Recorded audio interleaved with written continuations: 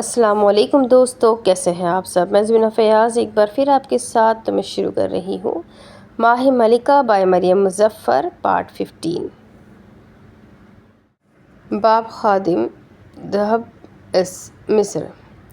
سمندر کی سطح پر بنا چھوٹا سا شہر جسے مصر میں آنے والے سیاح یہاں تیراکی اور پتنگ بازی کے لیے سب سے بہترین مقام تصور کرتے ہیں۔ دھوپ کے ڈھلتے ہی سمندری ہوائیں چلنے لگتی تھیں۔ یہ علاقہ قدرے ٹھنڈا ہوتا ہے، اسی لیے گرمی کے دلدادہ سیاح پتلی سی شال لپیٹ کر آیا کرتے ہیں۔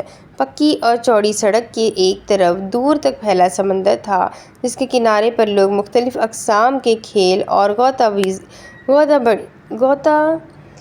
بازی میں مصروف تھے۔ اس وقت اس سڑک پر سائیکل چلانے والوں کی ریس ہوا کرتی ہے۔ دوسری طرف بنی نارنجی اور گلابی رنگ کی آڑی ترچھی عمارات پر ڈھلتے سورج کی آخری نگاہیں تھیں۔ ماہ ملکہ کی کشتی ڈاک پر رکی جب تک اندھیرا نہیں پھیل جاتا۔ وہ یہاں سیر و تفریح کے لیے آئے تھے۔ پکی سڑک کے بالکل نیچے بیچ پر مختلف بار اور اوپن کیفیز ریسٹورنٹس کھلے تھے۔ وہ والی بال کھیلتے نوجوانوں کو چھوڑ کر آگے آؤ تو ریت کے گھر بناتے بچوں کو نظر انداز کرو۔ پتنگ کے پیچھے دوڑتے نوجوانوں سے بچو تو کیلے کے درختوں کی اوٹ میں ایک چھوٹا سا ریفریشمنٹ کارنر دکھے گا۔ پاس کی کرسیوں پر سفید گدیاں رکھی تھیں۔ ایسی ہی تقریباً 4 کرسیاں، میز کے بالکل اختتام پر لکڑی کا بنا کاؤنٹر تھا۔ گاہک آتے، آرڈر لکھواتے چلے جاتے۔ صرف ان 4 میزوں پر بیٹھے لوگ کچھ وقت کے لیے آرام کو آتے تھے۔ ان کی خدمات کے لیے ایک الگ سے بیرا موجود تھا۔ انہی میز کرسیوں میں سے ایک درخت کے بالکل نیچے بنی تھی۔ بھوری رنگت والا ایک آدمی وہاں اکیلا بیٹھے لیپ ٹاپ کو ساری توجہ دے رہا تھا۔ وہی سفید شرٹ اور خاکی پینٹ۔ فاتر اسلام کو شارٹس سے الگ ہی نفرت تھی۔ وہاں تمام لوگ اپنے انسٹاگرام یا فیس بک کے لیے مواد اکٹھا کر رہے تھے۔ ایک وہ تھا جس کی انگلیاں کی بورڈ پر، نگاہیں اسکرین پر تھیں۔ اس کے پاس اگر یہ سوشل میڈیا نامی بلا ہوتی تو ضرور اپنا وقت ضائع کرتا۔ نیا فون ہاتھ کے قریب ہی رکھا تھا، پرانی سم بلاک اور دوسری سم احتیاط کے طور پر استعمال۔ وہ جس فیلڈ سے تعلق رکھتا تھا وہاں ایک سم رکھنا بے وقوفی تھی۔ بھرپور توجہ اور وثوق سے کام کرتے آدمی پر اچانک ایک طرف کسی کے وجود کا سایہ بنا۔ دھوپ وہاں پہلے ہی نہیں تھی، مگر جو ہلکی ہلکی اس کی دائیں جانب سے ہوائیں آ رہی تھی وہ بھی رک گئی، جیسے کوئی چھوٹی سی دیوار کھڑی ہو گئی ہو۔ فاتر نے ایک طرف مصروف نگاہ اپنے دائیں طرف ڈالی اور دوبارہ کام کرنے لگا۔ تیز تیز چلتی انگلیاں جم گئیں۔ اب کی بار صرف آنکھیں نہیں، پورا چہرہ گھمایا۔ سینے پر بازو باندھے، بالوں پر بانس کی ٹوپی جس کے نیچے سے اسکارف کی لٹیں نظر آ رہی تھیں۔ فاتر اسلام کے ساتھ نظریں ملنے پر وہ دیوار مسکرائی۔ مرد کو غصے کی ایک پوری لہر جسم میں بہتی محسوس ہوئی۔ اب اسے یقین تھا وہ یہاں سکون سے کام نہیں کر سکتا۔ المیرا بغیر کچھ کہے آگے بڑھی اور گول کرسی پر بیٹھ گئی۔ چہرے پر ہاتھ پھیرتا فاتر اسلام ٹھہر گیا۔ اس عورت کی جرأت اسے حیران نہیں، غصے سے لہو لہان کرتی تھی۔ فرمائیے۔ دانستہ اس عورت کی مسکراتی نظر اور خود اعتمادی کو نظر انداز کیا۔ وہ اب مصروف ہونے کی اداکاری کر رہا تھا۔ اس طرح کی عورتوں کو ویسے بھی نظر انداز ہونا پسند نہیں تھا۔ وہ فاتر اسلام کو دوسروں کی ناپسندیدگی کا خیال اچھے سے رکھنا آتا تھا۔ ٹانگ پر ٹانگ چڑھاتے المیرا نے ٹیک لگائی اور کاؤنٹر پر کھڑے ویٹر کو ہاتھ سے اشارہ کیا۔ اپنا آرڈر لکھوا کر اس نے ایک کونی کرسی کے ہتھے سے ٹکا دی، ہاتھوں کو باہم ملایا۔ فاتر یہ ساری کارروائی اپنے اصلی کھڑوس انداز میں صبر کے گھونٹ بھرتے دیکھ رہا تھا۔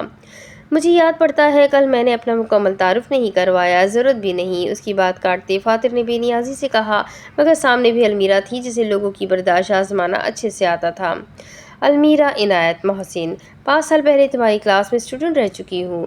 لیپ ٹاپ پر کھٹ پٹ اب کچھ سست ہوئی، البتہ المیرا کے تعارف پر اس کے دماغ میں کوئی گھنٹی نہ بجی، نہ ہی کوئی اچانک جھماکہ، نہ پرانی یاد۔ تم نے شاید مجھے نہ پہچانا ہو، کوئی بات نہیں، پہلی اور آخری غلطی سمجھ کر معاف کر دیتے ہیں۔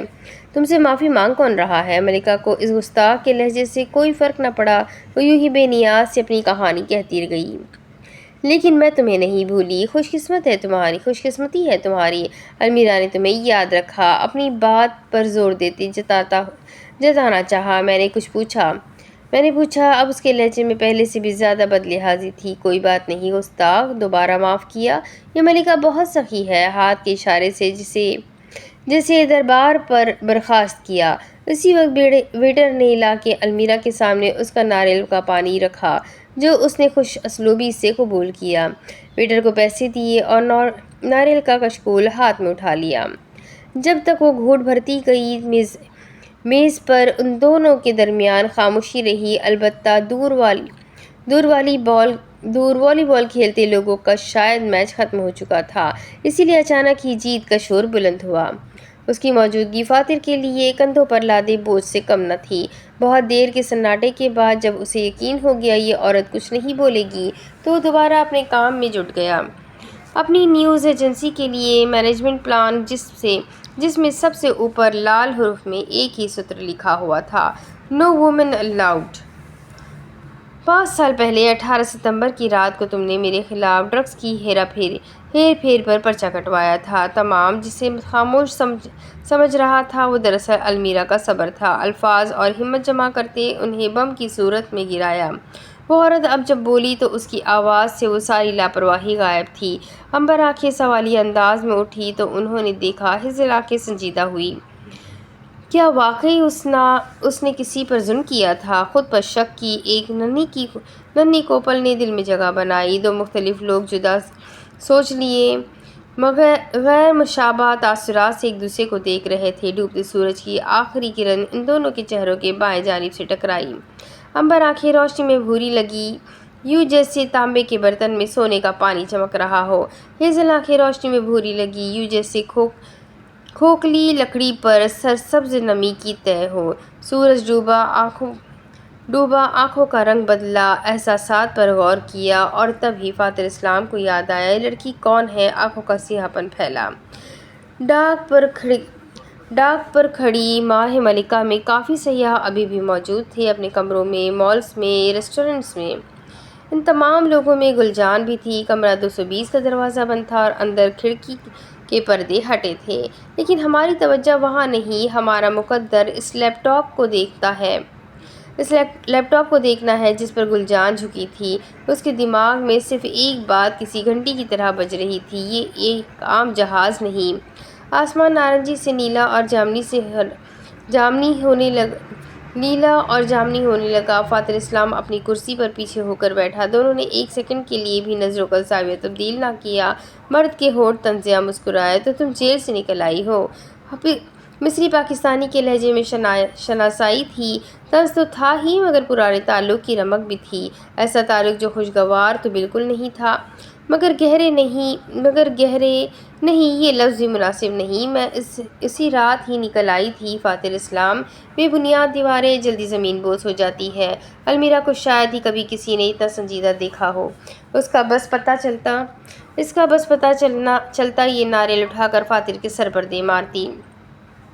جتنے تمہارے اثاثے تھے، تمہیں تو کوئی بھی زیادہ دیر روک نہیں سکتا تھا۔ اثاثوں سے کیا مراد تھا؟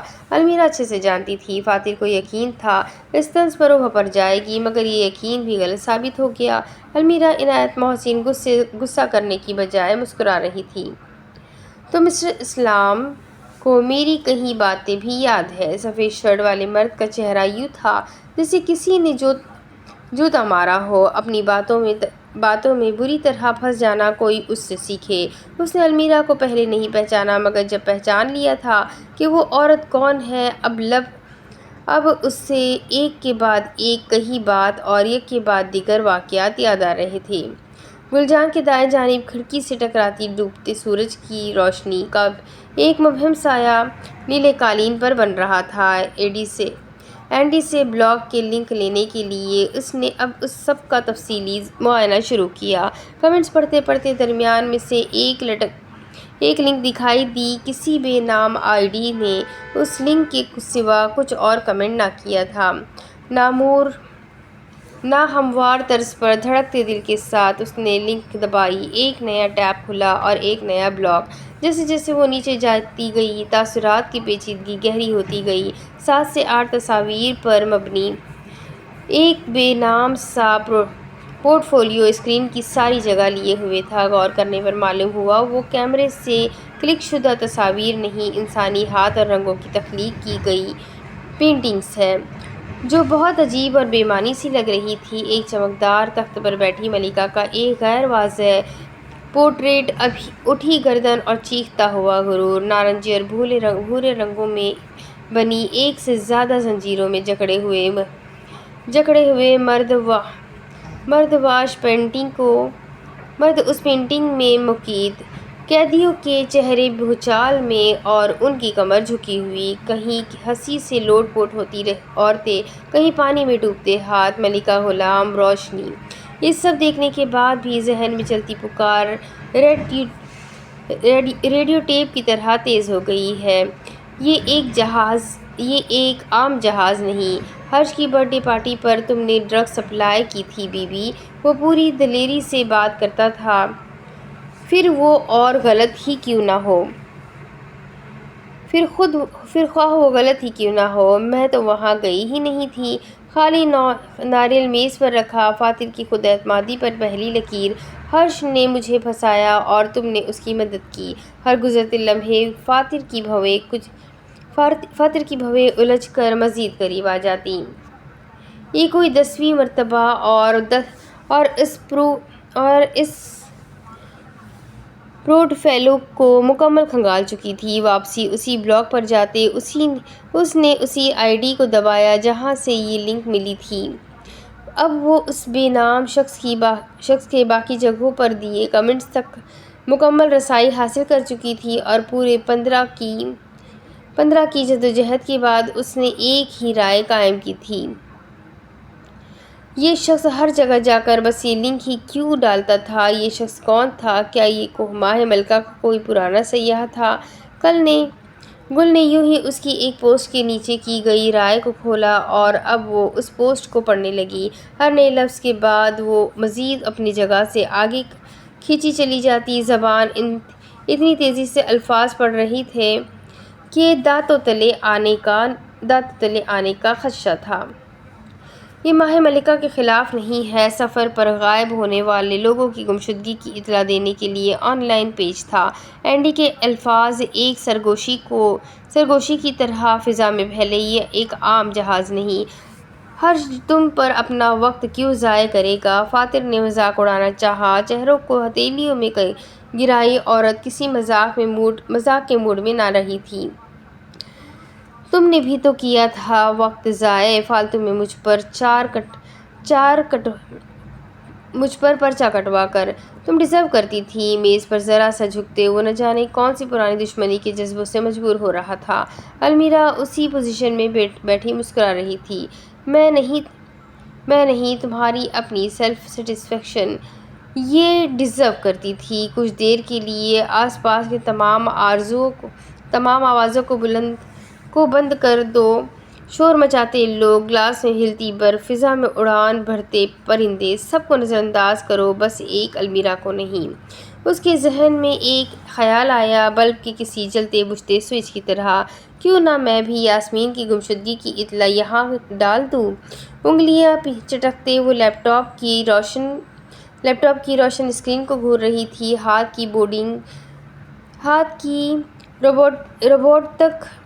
کی بورڈ تک گئے اور پھر واپس کھینچ لیے گئے۔ کیا یہ صحیح ہوگا؟ صبح کے کہے دبیر کے الفاظ بھولے سے بھی ذہن میں نہ آئے تھے۔ اس وقت دروازے پر ہلکی سی دستک ہوئی۔ گل نے آہستہ سے گردن پھیری۔ اس کی اجازت کے بغیر ایک لڑکا ٹرالی گھسیٹتے کمرے میں داخل ہونے لگے۔ گل پر نظر پڑتے ہی ٹھٹک کر رکے۔ تمہیں عورتوں سے خار ہے، مان لیا، مجھے بھی مرزاد کے تخلیق کی آج تک سمجھ نہیں آئی، مگر سچائی سے تو محبت ہے نا تمہیں؟ فاتر کے چہرے پر آتے مختلف سوالات سے بے نیاز وہ بول رہی تھی، بغیر کسی ٹھوس ثبوت کہ تم نے مجھے جیل میں ڈالنا پسند کیا۔ وہ المیرا تھی، الفاظ کو اپنی مرضی کا توڑ جوڑ دے کر سامنے والے کے دماغ میں گھولنا۔ تمہیں میں غلط لگتی ہوں نا فاتر اسلام؟ مان لیا، مگر کیوں لگتی ہوں؟ اس سوال کا جواب تمہارے پاس قطعاً نہیں ہوگا، فاتر نے کہنے کے لیے منہ کھولا جب المیرا نے پہلے ہی سے رد کر دیا۔ بس اب یہ مت کہنا کہ میں ایک عورت ہوں۔ جنس کی وجہ سے نفرت کرنا بے وقوفوں کا کام ہے۔ تم بے وقوف ہو کیا فاتر اسلام؟ جذباتی، بے وقوف، کم عقل، ان تینوں القاب سے اسے نفرت تھی۔ المیرا کی آواز کا وہ دبتا لہجہ اور ہیزل آنکھوں کی پیچیدگی اس کے دل میں پناہ گزین شخص کی کوپل کو غذا دے رہی تھی۔ کیا فاتر اسلام ایک کھلی کتاب تھا جس کے عدم تحفظات کا جائزہ کوئی بھی لگا سکتا ہے؟ ماہ ملکہ کا یونیفارم پہنے دو لوگ دروازے پر اساتذہ تھے، چہرے پر ماسک اور ہاتھوں پر دستانے۔ شاید انہیں توقع نہیں تھی کوئی کمرے میں موجود ہوگا۔ میم، ہم روم سروس سے ہیں، کمرے کو ڈس انفیکٹ کرنا ہے۔ بنا سوال جواب کیے کارڈیگن والی لڑکی نے سر ہلایا، اپنا موبائل تھامتے ہوئے کرسی سے اٹھ کھڑی ہوئی۔ سفید یونیفارم پر لگے بیج پر ماہ ملکہ کے لوگوں سے لے کر سفید کپڑے میں ڈھکے اوزار تک اس کی جانچتی نگاہوں نے سب کو ایک نظر دیکھا۔ وہ ان کی ایک طرف سے ہوتی باہر نکل گئی۔ لگتا ہے گندی عادت ہے تمہاری، چیزیں اخذ کرنا اور پھر ان کو مزید پائیدار بنانے کے لیے اندھے گونگے بہرے ہو کر بس میں صحیح ہوں کی گردار کرنا۔ اس کے لب آپس میں پیوست تھے، بولنے کے لیے الفاظ ندارد، البتہ سننے کے لیے سماعت اس وقت حاضر تھی۔ سوچا ہوگا تم نے مجھے جیل میں یوں ڈال کر جو تمہارے دل میں میرے لیے نفرت کی ایک ایلیوژن ہے، اس کی بنیادیں مضبوط ہو جائے گی۔ قبول کرو فاتر اسلام کہ تمہیں اپنی غلطی ماننا توہین آمیز لگتا ہے، اور اسی گلٹ سے بچنے کے لیے تم سارا الزام کسی اور کے سر پر ڈال کر فرار ہو جاتے ہو۔ تاریخ گواہ تھی، آج تک فاتر اسلام نے کسی کی اتنی لمبی بات نہیں سنی ہوگی، اور کسی بھی کون؟ کوئی عورت؟ المیرا کی باتیں قطرہ قطرہ زہر بن کر رگوں میں پھیل رہی تھی۔ سختی سے ہاتھوں کو مٹھیوں میں بھینچ لیا۔ تم بھی باقی انسانوں کی طرح ڈیلیوژنل ہو، حقیقت کا سامنا کرنے کی ہمت تم میں کہاں؟ تو اب کیا معافی مانگو تم سے؟ پسینے کے ننھے قطرے اس کے ماتھے پر نظر آئے۔ فاتر اسلام کی چوری پکڑی جا چکی تھی، مگر ظاہر تھوڑی کرے گا، وہ غلط ہے۔ المیرا بہت دیر بعد کھل کر مسکرائی۔ کرسی پر پیچھے ہوتے اس نے اسکارف کی ایک لٹ انگلی پر لپیٹنا شروع کی۔ مجھے اپنی باپ کی کہانی بیچ دو۔ وہ سارا خوف، شرمندگی، خلش، گلٹ سب پسینے کے ساتھ فضا میں گھل کر غائب ہو گیا۔ فون پر کھٹ پٹ کرتے وہ کوریڈور میں ہی آگے پیچھے ٹہل رہی تھی۔ خالی کوریڈور میں لگی بتیاں جلتی بجھتی۔ پہلے سگنلز نہیں ملے، اور جب ملے تو گوگل بھائی کی لوڈنگ میں سال لگ رہے تھے۔ تم جانتے ہو تمہارا باپ کہاں ہے؟ مجھے پتا ہوتا تو میں خود نہ ڈھونڈ لیتا۔ اب اسے خود پر غصہ آ رہا تھا کہ کس بیوقوف کی باتیں مان لی۔ اپنا لیپ ٹاپ سنبھالتے وہ اٹھنے کے لیے کھڑا ہوا۔ شاعری کہاں تک پہنچی ہے تمہاری؟ کرسی ڈھکیلتے ہاتھ رک گئے، اور صرف وہی نہیں دھڑکتا دل بھی تھم گیا۔ المیرا سے نظریں ملی تو سمجھ آیا وہ عورت کسی مذاق کے موڈ میں نہیں، وہ یہاں لین دین کے لیے آئی تھی۔ تو یہ وجہ تھی اس گیان کی۔ بلاگ پیج کھلتے ہی گل نے چھوٹی سی چھلانگ لگائی۔ اب وہ اس کمنٹ کو تلاش کرتے لنک کھولنے لگی تھی۔ 2-3 بار مکمل جائزہ لینے کے بعد آخرکار اسے وہ بن نام کی آئی ڈی مل ہی گئی، مگر وہی ہوا جو عین ان موقعوں پر ہوتا ہے، سگنلز کمزور ہو گئے اور اسکرین پر ایک گول آگے پیچھے گھومتا نشان بن گیا۔ دوبارہ سے لوڈنگ۔ یہ ایک عام جہاز نہیں، بالکل، کیونکہ یہ ایک کھٹارا جہاز ہے۔ گل نے کوفت سے دل ہی دل میں اینڈی کو جواب دیا۔ کون سی شاعری؟ اس نے جس بھونڈے انداز میں جھوٹ بولا تھا کوئی بیوقوف بھی پہچان جاتا، وہی جو تمہارے لیپ ٹاپ میں ہے، تمہاری کتاب۔ جبڑے بھیجتے وہ یکلخت کھڑا ہوا، بانس کی کرسی پیچھے گری۔ لوگوں نے گردنیں موڑ کر اس آدمی کو دیکھا۔ ایک بات کیا تمہاری سن لی؟ اب تم کچھ بھی بولو گی؟ وہ چیخ رہا تھا، اس لیے نہیں کہ اسے غصہ آیا تھا، اس لیے کیونکہ اسے اپنا سچ نہیں پکڑوانا تھا۔ المیرا صحیح کہتی ہے، اس میں حقیقت کا سامنا کرنے کی ہمت نہیں تھی۔ 5 منٹ ہو گئے تھے گول گول گھومتے اس دائرے کو دیکھتے۔ اس کی اپنی دنیا گھومنے لگی تھی۔ دیوار سے ٹیک لگائے فون والا ہاتھ سگنلز کی بہتری کے لیے بلند تھا۔ انتظار محال ہے، جاؤ جو کرنا ہے کرو۔ ہاتھوں میں واضح ہکلاہٹ हकलाहट थी, तेज तेज कदम उठाता वो दूर जा रहा था। अलमीरा जानती थी उसने ताबूत में पहला कील ठोक दिया है, बस अब ताबूत में मैयत के बंद होने का इंतजार करना है। बाब मुहाफिज, मिल गए सिग्नल्स। फ़ोन पर होती हल्की सी बीप पर आंखें खुली। वो पिछले 15 मिनट से यूं ही दीवार से सर लगाए खड़ी थी। कुछ देर पहले ही आंखों को सुकून देने के लिए बंद किया था। जोशीले अंदाज में फ़ोन को देखा, सामने ब्लॉक खुला था, मगर उसकी मुस्कुराहट वो कम होते होते आहिस्ता से उसे दीवार के सहारे से भी हटा चुकी थी। पीछे जाने का बटन दबाया, क्या मालूम गलत लिंक खुल गई हो। हथेलियों में जमा होता पसीना और सीने में होती अचानक जलन अनहोनी का अंदेशा थी। गुल के हाथ से वाज़ेह तोते उड़े। पीछे जाने पर वो सीधा गूगल के होम पेज पर आई। वही लिंक जो एंडी से लिया था, उसे कॉपी पेस्ट और सर्च किया। Link unavailable. गुल के हाथ से फ़ोन गिरते गिरते बचा। इर्द गिर्द कॉरिडोर जैसे उससे निगलने को आ रहा हो। दोबारा से लिंक डाली। गूगल का एक लटका हुआ मुंह और फिर एक भागने के लिए तैयार डायनासोर स्क्रीन पर नमूदार हुआ। इंतज़ार के बाद एक कुदरत कैसा खेल खेल रही थी। घबराते हुए अब वो बार बार वेब पेज रिफ़्रेश करने लगी। इतनी नफ़रत उससे डायनासोर से कभी नहीं हुई थी। रोने के करीब हिचकी बुलंद हुई तो उसने हाथ रखते आवाज़ का गला घोटा। ये एक आम जहाज़ नहीं, एंडी के अल्फाज थे या गुल के दिमाग में डलता फ्यूल। नम आंखें अस खुद खुली, ना टांगों में एक नई जान आती महसूस हुई। कुछ सोचते हुए उसने अपने कमरे की तरफ दौड़ लगा दी। ये एक आम जहाज़ नहीं। कमरा 220 का दरवाज़ा ठाक की आवाज़ के साथ खुलता दीवार से जा लगा। हाँफता हुआ वजूद दरवाजे से होता अपने लैपटॉप तक आया। वो टीम यकीनन काम करके जा चुकी थी। कमरे में दाखिल होते ही मोतिया और लीमू की खुशबू नथनों को छूती थी।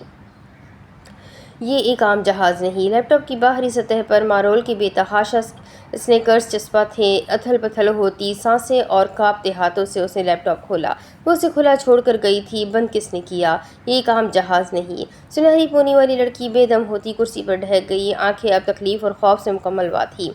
उसकी गूगल की सर्च हिस्ट्री साफ़ कर दी गई थी। उसके गूगल के तमाम टैब्स मिटा दिए गए थे।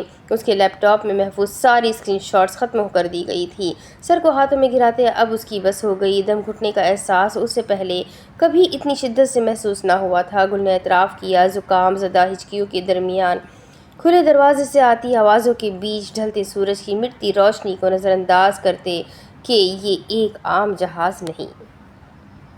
जहाज़ एक मरतबा दोबारा अपने सफ़र पर रवा हो गया। धप को पीछे छोड़ते माह मलिका का जहाज़ लहरों में सफ़र कर रहा था। अपने कमरे में उंगलियां चटखाते गुलजान कभी आगे जाती कभी पीछे। उसके हाथ ऐसा कानून का ख़जाना लगा था कि इस वक्त बैठना बेवकूफ़ी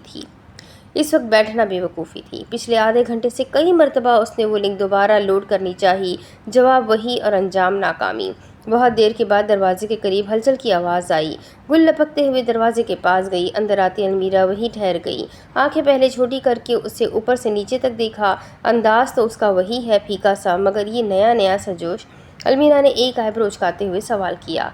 शुक्र है तुम आ गई। मैंने तुम्हें कुछ बहुत अहम बताना है। उसके एक तरफ से होकर आगे जाती अलमीरा ने गर्दन ज़रा सी मोड़ी। चेहरे पर अब वही क्लासिक कमीना तासुर था। क्यों गोल्डन गर्ल को मेरी याद आ रही थी? बको मत, इस जहाज़ के बारे में कुछ बताना है। अलमीरा ने बोर होने की अदाकारी करते झमाई ली। गुल ने मजबूरी में लब भींच लिए। इस वक्त वो ये सब सिर्फ अलमीरा को ही बता सकती थी। इधर बैठो। हाथ के ज़रिए बेड की जानिब इशारा किया। अलमीरा ने अंगड़ाई ली और बैठने के बजाय सिरहाने पर कोहनी जमाते अपने बिस्तर पर नीम दराज हो गई। मैं अपने कमरे में बैठी आज माह मलिका के बारे में सर्च कर रही थी। और फिर मालूम है क्या हुआ? अलमीरा ने नफीस से सर हिलाया। ना मालूम है ना मालूम करना है। गुल सब्र के घूंट पी कर रह गई। अलमीरा जानती थी बात बहुत खुफिया और अहम है, और जितनी अहम बात उतनी कम बर्दाश्त। चेहरे पर दोनों हाथों को फेरते वो घुटनों पर हाथ रखते आगे हुई। यहाँ कुछ भी नॉर्मल नहीं। खौफजदा करने वाले अंदाज में सरगोशी अलमीरा के गोश गुजार की। क्यों? यहाँ 12 होते ही इंसान बिल्लियाँ बन जाते हैं। अपनी बात पर हंसते उसने मुट्ठी अपनी गोल मटोल गाल के नीचे रख दी। गुल गुस्से से चौकन्ना हुई और घूर कर अपनी मुसीबत की पुड़िया रूममेट को देखा। मैं अपने कमरे की जानिब आ रही थी दोपहर में जब मैंने एंडी सैंडी की बातें सुनी। गुल ने दोबारा मौजू छेड़ा। अलमीरा ने इस बार हैरत ज़दा होते लबों पर हाथ रख लिए। गुल को यकीन था तीर बिल्कुल निशाने पर लगा है। تم ایک کپل کی باتیں سن رہی تھی؟ تیر نشانے پر لگنے کی بجائے عین 2 انچ کی دوری سے واپس مڑتا گل میں سے آر پار ہو گیا۔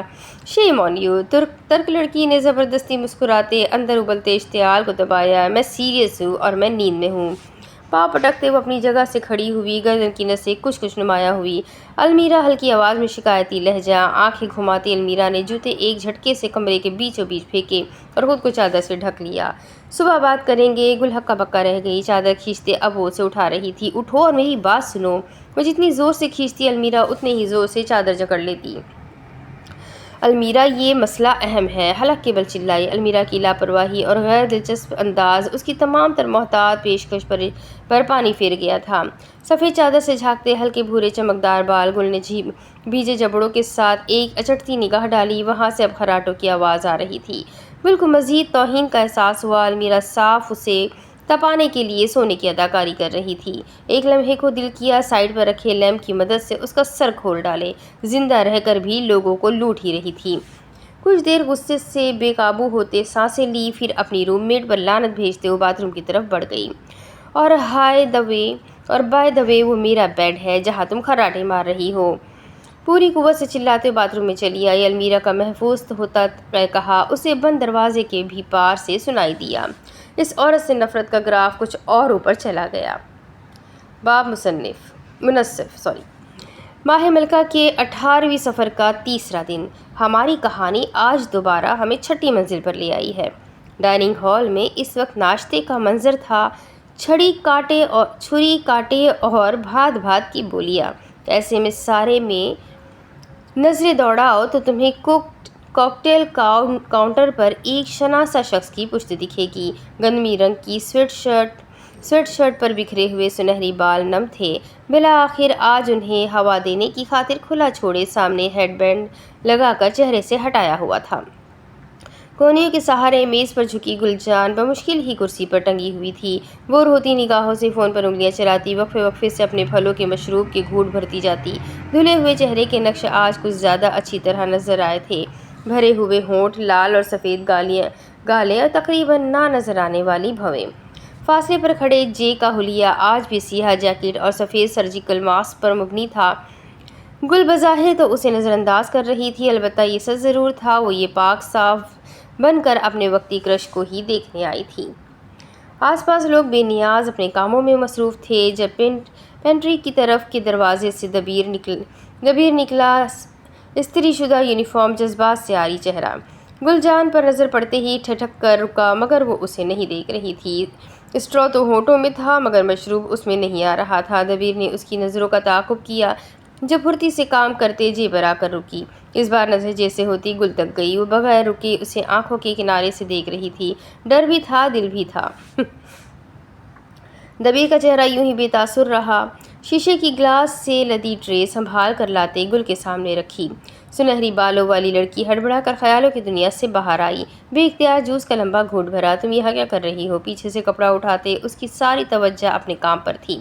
اتنا تو وہ بھی جانتا تھا یہ یہاں صرف اس بارٹینڈر کو تاڑنے آئی ہے۔ میں نے تمہیں کچھ بتانا ہے۔ اپنے فون پر تیزی سے انگلیاں چلانے لگی۔ دبیر نے ذرا سی نگاہ اس پر ڈالی، آنکھوں کو نہیں دیکھا، نظریں وہاں جانے سے پہلے ہی پلٹ آئی۔ میں نے شام کے 7:30 کا وقت دیا تھا تمہیں۔ گل اس کی بات پر الجھی، پھر جیسے ہی یاد آیا ماتھے کی شکنوں میں کمی آئی۔ اس کے لیے نہیں آئی میں۔ تب تک وہ فون پر اپنی مطلوبہ چیز نکال چکی تھی۔ یہ دیکھو، گلاس صاف کرتے دبیر کے چہرے کے سامنے موبائل اسکرین کی۔ دبیر نے پہلے اسے دیکھا، ایک گہری تفصیلی جائزہ لیتی نگاہ، اور پھر دوبارہ کام کرنے لگا۔ مجھے تمہاری فین فکشن میں دلچسپی نہیں۔ حیران ہوتے اس نے فون اپنی طرف موڑا، چہرہ شرم سے ہلکا گلابی ہوا۔ کل رات پورے 1 سال بعد اس نے واٹ پیڈ کھولا تھا۔ پڑھتے پڑھتے کب اس نے غلطی سے اسکرین شاٹ لے لی یاد ہی نہیں۔ سوری، یہ لو۔ دوبارہ فون اسکرین آگے کی۔ گردن یوں ہی جھکی تھی، البتہ نظریں فون کا معائنہ کر رہی تھی۔ گل نے ایک طرف سے گردن نکالتے اس کا چہرہ پڑھنا چاہا، سپاٹ اور خاموش۔ اس آدمی کو کس بات کا غم ہے؟ یہ کیا ہے؟ کام کرتے ہاتھ سستے ہوئے اس کا پور مجسم سماعت بن گیا۔ فون کو ہٹاتے اس نے اپنا جوز اٹھایا۔ ماہ ملکہ کی اصلیت۔ گلاس کو فضا میں ہلاتے کسی ماہر جاسوس کی طرح اپنی کامیابی کی خبر سنائی۔ اسٹیج پر رونق لگی تھی۔ 9ویں فلور پر موجود یہ ماہ ملکہ کا تھیٹر حوائز تھا جہاں مختلف گروہ آ کر پرفارم کرتے تھے، جس طرح مسافر کی مملکت کی کوئی قید نہیں، اس طرح پرفارمنس کی نوعیت پر کوئی جبر نہیں۔ اسٹیج پر بے تحاشا مرد، عورتیں، بچے بچیاں ہاتھوں میں قوس قزح کے رنگ کے چھوٹے سلک کے رومال لیے رقص میں مصروف تھے۔ تماشائی بیٹھے انہیں سراہ رہے تھے۔ ان تماشائی میں سے ایک 4 قطاریں چھوڑ کر بیٹھی یہ تماشا دیکھنے تو خیر نہیں، بس ٹائم پاس اور انسٹاگرام کی سٹوری بنانے آئی تھی۔ خاکی شرٹ پر سبز جیکٹ اور بالوں کو اپنے کلاسک طرز میں بنائے المیرا عنایت محسن کی سبز بھوری نگاہیں گوسپ تلاش کر رہی تھی، کہیں کوئی مل جائے مذاق اڑانے کو، میں یہاں بیٹھ جاؤں۔ اس کی تلاش گپ شپ پروگرام میں خلل پیچھے کھڑے لمبے آدمی کی آواز نے ڈالا۔ المیرا کے سر اٹھا کر دیکھنے پر وہ روشن چہرے والا ایرانی مسکرایا۔ بھمن آپ؟ المیرا کو خوشگوار حیرت ہوئی۔ تیری قمیصی پر آوا، تیری ہی کمی تھی بھائی، مجرم کتنا ہی شاطر کیوں نہ ہو، کوئی نہ کوئی نشان چھوڑ ہی جاتا ہے۔ وہ اب دبیر کو الفتاب ساری کہانی سنا چکی تھی۔ یہ جو ایک اسکرین شاٹ اس نے دبیر کو دکھائی تھی، یہ بس 2 کمنٹ کی درمیانی تصویر تھی جو عادت سے مجبور غلطی سے لی گئی تھی۔ یہ ایک واحد ثبوت بچا تھا اور ورنہ باقی سب لیپ ٹاپ میں سے بہت صفائی سے ہٹا دیا گیا تھا۔ کل سے بہت سے عجیب و غریب واقعات ہو رہے ہیں۔ پہلے میرے کمرے میں واپس آنے پر میرے لیپ ٹاپ سے تمام ڈاکیومنٹس ڈیلیٹ، یہاں تک کہ ہسٹری بھی ایک دم کلین، پھر اس بلاگ کا غائب ہونا، اس کے بعد مینیجر کے کمرے کا دروازہ ہر وقت بند رہنا۔ گل کل سے اب تک 3 مرتبہ الگ الگ اوقات میں مینیجر کے کمرے تک گئی تھی۔ ہاں، وہ دبیر کا انتظار کر رہی تھی، مگر یہاں ہم بات گل جان کی کر رہے ہیں، وہ جو اپنی بڑی بہن کی نافرمانی کرتی اپنی چھوٹی بہن کو اکیلے ڈھونڈ رہی تھی۔ وہ یاسمین کے معاملے میں خدا کے بعد خود پر بھروسہ کرتی تھی، لیکن اس کشتی کے خلاف صرف ایک ثبوت تھوڑی ہے۔ غور سے اس کو سنتے دبیر کے چہرے کے سامنے چٹکی بجائی۔ کیسے ہیں؟ ساری توجہ ساتھ بیٹھے مرد پر تھی، جیسے چھوڑ کر گئی تھی۔ اپنا کوٹ درست کرتے اس نے انداز لاپرواہ رکھنا چاہا، البتہ اس میں چھپا طنز المیرا بھاپ گئی تھی اور اندر ہی اندر ایک کمینی سی خوشی تھی۔ کیا مطلب تو وہ اچھے سے سمجھ گئی تھی، مگر انجان بننا بھی تو ضروری تھا۔ ایک دن پہلے آپ نے کہا تھا دوبارہ بات ہوگی، اس کے بعد آپ دکھی ہی نہیں۔ بھمن نے ناراضگی کا اظہار کیا۔ المیرا کا دماغ اب تیزی سے چلنے لگا۔ فرار کافور نیا راستہ؟ کیا بھمن اس کا نیا راستہ تھا؟ تو تمہارا کہنا ہے تمہاری بہن بھی شاید اسی دنیا میں گئی ہو۔ کہاں کا گلاس، کہاں کا کپڑا؟ اس وقت تو اس کی غور و فکر کا دائرہ سامنے کھڑی لڑکی کے گرد بنا تھا۔ تم سوچو تو صحیح، اس نہج پر گل کا اشارہ اس دوسری دنیا کا تھا۔ ساری رات جاگتے اس نے آنکھوں دیکھے اور کانوں سے سنے چیزیں ایک ایک کر کے کسی پزل کی طرح جوڑی، اور آخر میں اخذ کیے جانے والا جواب تھا کہ یاسمین بھی کیا معلوم اس دنیا میں چلی گئی ہو، ماہ ملکہ کی دنیا میں۔ گل کی اکساتی نظریں دبیر کے سپاٹ چہرے کو بہت امید سے دیکھ رہی تھی۔ ہسپانوی نے اپنے گلاس والی ٹرے کو دیکھا اور پھر نظر اٹھا کر گل کو۔ اچھا، 7:30 بجے میں ریکارڈ لا دوں گا، اصلی انداز میں کہتے تمام گلاس اب ان کی جگہ سجانے کے لیے مڑ گیا۔ گل کی شکل دیکھنے والی تھی، جہاں مایوسی تو شاید ایک چھوٹا لفظ ہے، البتہ حیرت اور ہدک دونوں واضح تھی۔ وہ آدمی کون تھا؟ بہت دیر تک وہ دونوں خاموشی سے روشنیوں میں نہائے اسٹیج کو دیکھتے رہے۔ جب امن نے مصنوعی عامیانہ انداز میں کہا، المیرا جو تھوڑی پر انگلی ٹکائے تھی، اس نے گردن ذرا سی موڑ کر بھمن کو دیکھا۔ اس کی شکی اشتعال زدہ نگاہوں پر بھمن نے پیترا بدلا۔ نہیں، آپ اس دن کسی مرد کو دیکھ کر بھاگی تھی نا، اس لیے۔ وہ مرد کون ہے؟ اپنی بات کی وضاحت دینے کے آخر میں وہی چمکتی ہوئی مسکراہٹ دکھائی۔ بالوں میں سنہری ڈائی کا رنگ آج قدرے زیادہ تھا۔ فاتر کی بات کر رہے ہیں؟ المیرا کی شکی نظروں میں فرق نہ آیا، البتہ دل میں وہ بھمن پر ہنس رہی تھی۔ وہ کتنی بے وقوفی سے اس کی طرف خود ہی آ رہا تھا۔ تو فاتر نام ہے اس کا؟ گردن ہلاتے ہوئے دوبارہ اسٹیج کو دیکھنے لگا۔ وہاں روشنی باقی ہال میں جلتی روشنیوں سے زیادہ تھی۔ آپ جانتی ہے اسے؟ کنکھیوں سے ساتھ بیٹھی عورت کو دیکھا، سبز نمی والی آنکھیں کناروں سے مسکرائی۔ قرضدار کو کون بھولتا ہے؟ سنہری بال اب سوکھ چکے تھے۔ گل اپنی کرسی پر پیچھے ہوئی۔ بس کچھ کہو گے نہیں؟ گلاس سجا کر آگے جاتا دبیر السازار اس کی بات پر رکا۔ نیلی آنکھوں میں کوئی خوشکن تاثر نہیں تھا۔ المیرا کو مت بتانا، ضرورت کے الفاظ بولے اور آگے بڑھ گیا۔ گل کو اب حیرت نہیں بیزاری ہوئی۔ یہ صبح کس آدمی کے پاس چلی آئی تھی وہ؟ دبیر اب جے کے بالکل کندھے کے ساتھ کھڑا تھا۔ اس بھاری جسامت جیسے مرد کے سامنے دبیر ایک میمنہ سا لگ رہا تھا۔ تھائی بار ٹینڈر کے کندھے پر ہلکی سی دستک دی۔ کام میں مصروف مرد دبیر کی طرف مڑا۔ گل بہت غصے سے اس کی بے نیازی دیکھ رہی تھی۔ جب وہ ہوا جو اس کے وہم و گمان میں بھی نہ تھا۔ دبیر اب ہاتھ کے اشارے سے جے کو کچھ سمجھا رہا تھا۔ اشاروں کے معنی جانے بغیر صرف دیکھ کر ہی وہ یہ اندازہ لگا سکتی تھی کہ یہ اشارے عام نہیں۔ بات ختم ہونے پر دبیر نے پیچھے ہونکوں کی طرح منہ کھولے کھڑی لڑکی کو دیکھا۔ انگلی اٹھاتے پہلے اپنے ہونٹوں کی طرف اشارہ کیا، پھر کان کی طرف انگوٹھا آگے کرتے اسے یکدم نفی میں ہلایا۔ گل کا دل کیا دہاڑے مار مار کر روئے۔ وہ جس آدمی کے لیے پاکستان بن کر آئی تھی وہ تو نہ بول سکتا تھا اور نہ ہی سن۔ کیا گلجان کی قسمت میں خدا نے محبت کا باب نہیں رکھا؟ باب ملکہ نفرت میں قرض رکھنے کی روادار نہیں، جبکہ جھولی خود کی بھی احسانات سے بھاری ہے۔ قرض دار کو کون بھولتا ہے؟ ساتھ بیٹھے بھمن کی نگاہوں میں سوال امڑا۔ روشنیوں سے سجے ہال میں ساتھ بیٹھی عورت کے چہرے پر پراسرار سی مسکراہٹ تھی۔ فاتر اسلام آپ کا قرض دار ہے۔ آپ اس سفر کے بعد کہاں جائیں گے؟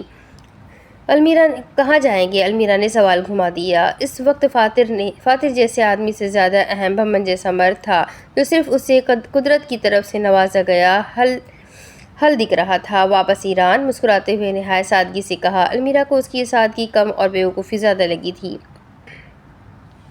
ایران؟ وہاں رہتے ہیں آپ؟ المیرا اب یوں ظاہر کر رہی تھی جیسے یہ خبر بالکل نئی ہو، جبکہ اسے اچھے سے یاد تھا وہ اپنی بہن سے ملنے یہاں آیا تھا۔ میری ایران میں اپنی کنسٹرکشن کمپنی ہے تو اس لیے وہ ہر وقت اتنا سوٹڈ بوٹڈ اور لش پش سا تیار رہتا تھا۔ المیرا نے متاثر کن انداز میں ایبرو اچکائے۔ بھمن نے شرمساری سے گردن جھکائی۔ المیرا کی تعریفی نگاہوں پر اس کے گال ہلکے گلابی ہوئے۔ تو مطلب آپ CEO ہیں؟ ہتھیلی پر تھوڑی رکھے وہ بھمن کی طرف مڑی تھی۔ اتنا تو اسے بھی معلوم تھا۔ اتنی توجہ ملنے پر سامنے بیٹھا مرد اندر ہی اندر نروس ہو رہا تھا۔ کہہ سکتے کا کیا مطلب؟ یا تو ہوتے ہیں یا نہیں ہوتے۔ المیرا نے مصنوعی گلہ کیا۔ CEO ہی ہوں، مگر کمپنی ابھی 2 سال پہلے ہی شروع ہوئی ہے۔ تو اس کے انداز میں اپنے لیے احساس کمتری دیکھ کر المیرا کو تو جیسے جال میں مچھلی پھانسنے کا موقع مل گیا ہو۔ تو اس میں ایسی کیا بات ہے؟ میرے نزدیک محنت سب سے قابل اہم خوبی ہے، باقی سب تو ثانوی باتیں ہیں۔ المیرا کے حوصلہ دینے پر بھمن نے چمکتی نگاہوں سے اسے دیکھا۔ اسٹرکٹ بالوں والے مرد کے اس انداز پر المیرا دل ہی دل میں ہنسی۔ احساس کمتری کے جذبے میں گرے لوگوں سے مصنوعی فکر کا اظہار کرنا یہ اس کے ٹیلنٹ کا پسندیدہ حصہ تھا۔ آپ بس محنت کریں، کامیابی آ جائے گی۔ CEO تو آپ تب بھی رہیں گی۔ ساتھ بیٹھا لمبا چوڑا مرد مسکرایا، دل موم کرنے والی چمکتی مسکراہٹ جو ہر بار اسے لاجواب کر جاتی۔ اتنی معصوم مسکراہٹ اس نے آج تک کسی مرد کے چہرے پر سجی نہیں دیکھی تھی۔ آپ یہاں سے کہاں جائیں گی؟ المیرا اب اسٹیج پر ہوتے پلے کو دیکھنے لگی۔ جب مختصر سے وقفے کے بعد بھمن نے جھجکتے ہوئے سوال کیا۔ المیرا کے لبوں پر مٹھی تھی، ورنہ وہاں آتی بے اختیار مسکراہٹ بھمن ضرور دیکھ لیتا۔ میں اپنی کرسی پر پیچھے ہوتے لمبی سرد آہ بھری ایرانی مرد کی آنکھیں چھوٹی ہوئی۔ کیا میں نے کوئی غلط سوال پوچھ لیا؟ خیالوں میں کھوئی لڑکی نے بھمن کو دیکھا۔ وہ کچھ سوچ رہی تھی۔ کم از کم مرد کو تو یہی لگا۔ المیرا اداس سا منہ بنائے خلا میں دیکھتی۔ جو جتانا چاہ رہی تھی اس سے بس وہی واقف تھی۔ سوال نہیں، وقت غلط ہے، المیرا نے آسودگی سے کہا۔ بھمن کو اس کا انداز بالکل سمجھ نہ آیا۔ پھر کبھی بتاؤ گی؟ وہ اتنی جلدی کہانی تو بنا لیتی، مگر اس کی بیک سٹوری اور ڈیولپمنٹ کو ایک لمبے گراف میں جوڑنے کے لیے اسے کچھ وقت چاہیے تھا۔ بھمن بادشاہ کے دل میں المیرا اپنے لیے نرمی کا پہلا بیج بو چکی تھی۔ اس کی توجہ کا پانی، کہانیوں کی کھاد اور ہمدرد نگاہوں کی روشنی اس درخت کے لیے کافی تھی۔ اب بس دیکھنا تھا یہ بیج کب ایک مضبوط تناور درخت بن کر المیرا کی زندگی میں اپنی جڑیں مضبوط کرتا ہے۔ اس کی بات پر سر ہلاتے وہ مرد بھی اپنی کرسی پر پیچھے ہو گیا۔ المیرا اب بظاہر تو اسٹیج کو دیکھ رہی تھی، البتہ اس کی تمام حصے ساتھ بیٹھی مرد کی حرکات پر تھیں۔ اسٹیج پر ایسا کچھ خاص نہ تھا کہ المیرا وہاں دیکھتی رہتی، اسی لیے یوں ہی نظریں بے مقصد اسٹیج سے ہٹاتے پہلے بینچ پر گئی اور پھر جیسے نہ آگے بڑھ سکی وہ نہ واپس پلٹ سکی۔ پتھر کا بت ایک دم کھڑا ہوا۔ بھمن نے گھبرا کر اسے دیکھا۔ المیرا کیا ہوا؟ پھر ملاقات ہوگی، تیزی سے کہتے وہ اس کے سامنے سے ہوتی نکل گئی۔ بھمن ہکا بکا رہ گیا۔ چھوٹے بالوں والی وہ لڑکی اب تیز تیز نیچے کا سفر طے کر رہی تھی۔ بھمن کی نظریں ایک لمحے کے لیے بھی اس سے نہ ہٹی، تب بھی جب وہ ہال کی سیڑھیاں طے کر رہی تھی تب بھی نہیں، جب وہ عین اسٹیج کے سامنے والے بینچ کے مقابل کچھ سیکنڈز کے لیے رکی، اور تب تو بالکل بھی نہیں جب وہ اسٹیج کے سامنے رکھی ایک نشست کے سامنے رکی۔ احساس کمتری جو کچھ دیر پہلے المیرا کے ساتھ نے کم کی تھی وہ اب پہلے سے بھی زیادہ بڑھ گئی۔ وہ ایک مرتبہ دوبارہ کسی قرضدار کی وجہ سے بیچ راستے میں چھوڑا گیا تھا۔ 5 سال پہلے میوزیم آف اسلامک آرٹس قاہرہ علم و فنون کا ایک اہم مرکز یہ میوزیم بھوری اور پیلی اینٹوں میں مبین تھا۔ باہر سورج کی روشنی نے اسے گھیر رکھا تھا، اندر طلباء و سیاح کے رش نے 25 گیلری میں مختلف اسلامی ریاستوں کے فن پارے موجود تھے۔ شمالی ونگ ایک طرف اور جنوبی ونگ دوسری طرف۔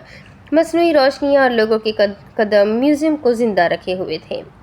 المیرا اور دبیر کی کلاس اینتھروپولوجی کے کورس کے لیے میننگ سائٹ پر جانے کے بعد کچھ دیر کے لیے اس میوزیم میں یوں ہی آئے تھے۔ اسٹوڈنٹ پاس آپ کو کافی جگہ سہولیات دے دیا کرتا ہے۔ دونوں ونگز کے منسلک ابتدا کے درمیان کھڑے ہو تو دور دور تک بس راہداریاں اور شیشوں میں بند نئی اشیاء دکھیں گی۔ میڈیا سائنس کے 6 سیمسٹر کے اسٹوڈنٹس اس وقت شمالی ونگ میں پھیلے تھے۔ کوئی شیشے کے ساتھ کھڑا گہرائی سے ہر چیز کا معائنہ کر رہا تھا، کوئی ٹولیوں کی مدد کونے میں موجود گپے ہانک رہا تھا۔ ایسے میں تمہیں شناسا چہرہ بس ایک ہی دکھے گا، نازیہ کا، جو پریشانی سے پورے میوزیم کا وہیں کھڑے معائنہ کر رہی تھی۔ المیرا غائب ہے۔ ان کے سپروائزر نے انہیں ایک ساتھ ایک ہی جگہ پر رہنے کا کہا تھا اور ساتھ میں اس بمبل بی پر خاص نظر رکھنے کا بھی۔ میوزیم کے ایک کونے میں ری یونیویشن کا کام جو چل رہا تھا۔ تھوڑی دیر پہلے باتھ روم کا بہانہ کر کے وہ خدا جانے کس کونے میں جا بسی تھی۔ نازیہ نے اسے کال ملائی۔ یہ پچھلے 30 منٹ میں کی جانے والی 11ویں کال تھی۔ سگنل اڑتے ہوئے بائیں رخ کو مڑے اور پھر ایک اندھیرے کوریڈور میں جہاں اکا دکا لوگ تھے وہاں ایک مومی ہاتھ میں تھامے فون میں داخل ہوئے۔ فون ایک دم تھرتھرانے لگا۔ ارد گرد ستائش سے دیکھتی لڑکی نے اپنے موبائل کو غصے سے دیکھا۔ ایرانی پرنسس کالنگ کے الفاظ پر اس نے آنکھیں گھمائی۔ یہ اسے جینے نہیں دے گی۔ فون کو آخر سائلنٹ پر لگاتے ڈینم جیکٹ کی جیب میں اڑس دیا۔ سفید لمبی فراک کے نیچے سے جھانکتے بھورے بوٹوں میں آگے پیچھے ہوتی وہ سر اٹھا کر آس پاس دیکھ رہی تھی۔ ہر قدم پر اس سرمئی عمارت کی دیواروں میں روشنی کھبی ملے گی۔ بالکل سامنے دیوار گیر کیسٹ میں مصری سلطنت کا ساز و سامان سجا تھا۔ وہ حال میں جینے والی بندی تھی۔ آج تک سمجھ نہیں آیا مٹی کے ان پتلوں اور تانبے کے ان اوزار میں ایسا کیا تھا جو لوگ بے وقوفوں کی طرح انہیں دیکھنے آتے تھے۔ آنکھیں ناگواری سے گھماتی لمبے بالوں میں ہاتھ پھیرا، مضبوط قدموں کے ٹھک ٹھک کے ساتھ وہ اپنا ہدف تلاش کرنے میں مصروف تھی۔ میوزیم میں تو سنا تھا زیورات بھی ہوتے ہیں، یہاں تو قدم رکے، آنکھیں واہ ہوئی، سانسیں تھمی، گردن موڑ کر پیچھے کھڑے 2-3 لوگوں کو دیکھا۔ کوئی بھی اس کی طرف متوجہ نہیں تھا۔ شریر مسکراہٹ ہونٹوں پر سجاتے دبے پاؤں وہ ان کے پیچھے سے ہوتی کوریڈور میں آگے چلنے لگی۔ وہ ہدف کیا تھا؟ اگر المیرا پر سے نظریں ہٹا کر راہداری کے اختتام پر دیکھو تو ایک بڑا سا بورڈ نظر آئے گا، be aware, construction work ahead. Corridor 2 راستوں میں بٹ جاتا تھا، ایک دائیں ایک بائیں۔ بائیں طرف 3-4 لوگوں کے سوا کچھ مزدور شیشے کے ساتھ اپنے کام میں مصروف تھے۔ یہ المیرا کی خوش قسمتی تھی کہ اس وقت وہاں لنچ بریک کا وقت تھا۔ دبے پاؤں چلتی ان سب کی پشت کو بہت دھیان سے دیکھتے وہ آگے نکل گئی۔ چکمہ دینے کی اس حسین احساس میں اسے معلوم نہیں تھا وہ کہاں ہے۔ ایک ویران اور نسبتاً اسٹور نما اندھیری جگہ سے گزرتے وہ رک گئی۔ آگے دیوار تھی اور ارد گرد میوزیم کا ساز و سامان۔ المیرا کے لمبے بھورے بال کمر پر بکھرے ہمیشہ کی طرح نرم، ملائم اور چمکدار تھے، لیکن وہ یہاں بے وقوفوں کی طرح کھڑے ہونے تو نہیں آئی تھی۔ اس اندھیرے میں ایک چمکتی چیز تھی، اگر المیرا کی زبان میں کہیں تو آنکھوں کی ٹھنڈک۔ کسی ٹرانس کے عالم میں چلتے وہ اس تک آئی۔ سفید تکون ڈبے میں سجا ایک سونے کا چوکر، وہ مکمل سونے کا تھا، کوئی ہیرا نہیں، البتہ اس پر مختلف طرز کے ڈیزائن تراشے ہوئے تھے۔ سامنے لال رنگ کی پٹی سے آنے والے اور دیکھنے والی چیز کے درمیان فاصلہ تھا، ورنہ المیرا اس ہار کو ضرور ہاتھ لگا لیتی۔ لال لپ گلاس والے ہونٹ خوشی اور سرشاری کی ملی جلی کیفیت سے مسکرائے۔ اس کا عکس شیشے کے اس شفاف ڈبے پر بنا۔ اس سونے کی مالیت کتنی ہوگی؟ بس یہ پٹی اور وہ ایک شیشہ، اتنا فاصلہ تھا، ورنہ المیرا ہاتھ لگا کر اس ڈبے کو چھو چکی ہوتی۔ دیکھتے ہی دیکھتے اس عکس میں کچھ اور بھی نظر آنے لگا۔ روشنیوں کے نیچے بھوری آنکھیں چھوٹی ہوئی۔ بغور اس نے اس آدھے مٹے اور آدھے نظر آتے عکس کو دیکھا۔ وہ کوئی آدمی تھا، بہت فاصلے پر بیٹھا۔ المیرا نے اس کی ترچھی سمت مڑ کر دیکھا۔ پھونک پھونک کر قدم اٹھاتی وہ اس کونے سے نکلتی راہداری میں جاتے ایک چھوٹے راستے کی طرف آئی۔ پوری عمارت کسی محل سے کم نہ تھی۔ المیرا کی دھڑکن ہر اٹھتے قدم کے ساتھ سماعت کے قریب ہونے لگی۔ اس شخص کے عین سر پر کھڑے ہوتے وہ رک گئی۔ پریشانی حیرانی میں تبدیل ہوئی اور پھر وہی پریشانی مسکراہٹ میں۔ مجھے لگتا تھا کہ صرف میں ایک جرأت مند ہوں۔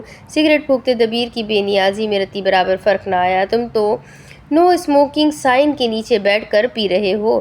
پکڑے گئے تو پتہ ہے کیا ہوگا؟ دبیر نے ایک نگاہ بھی اس پر نہ ڈالی۔ المیرا کو یہ لڑکا واقعی دلچسپ لگا۔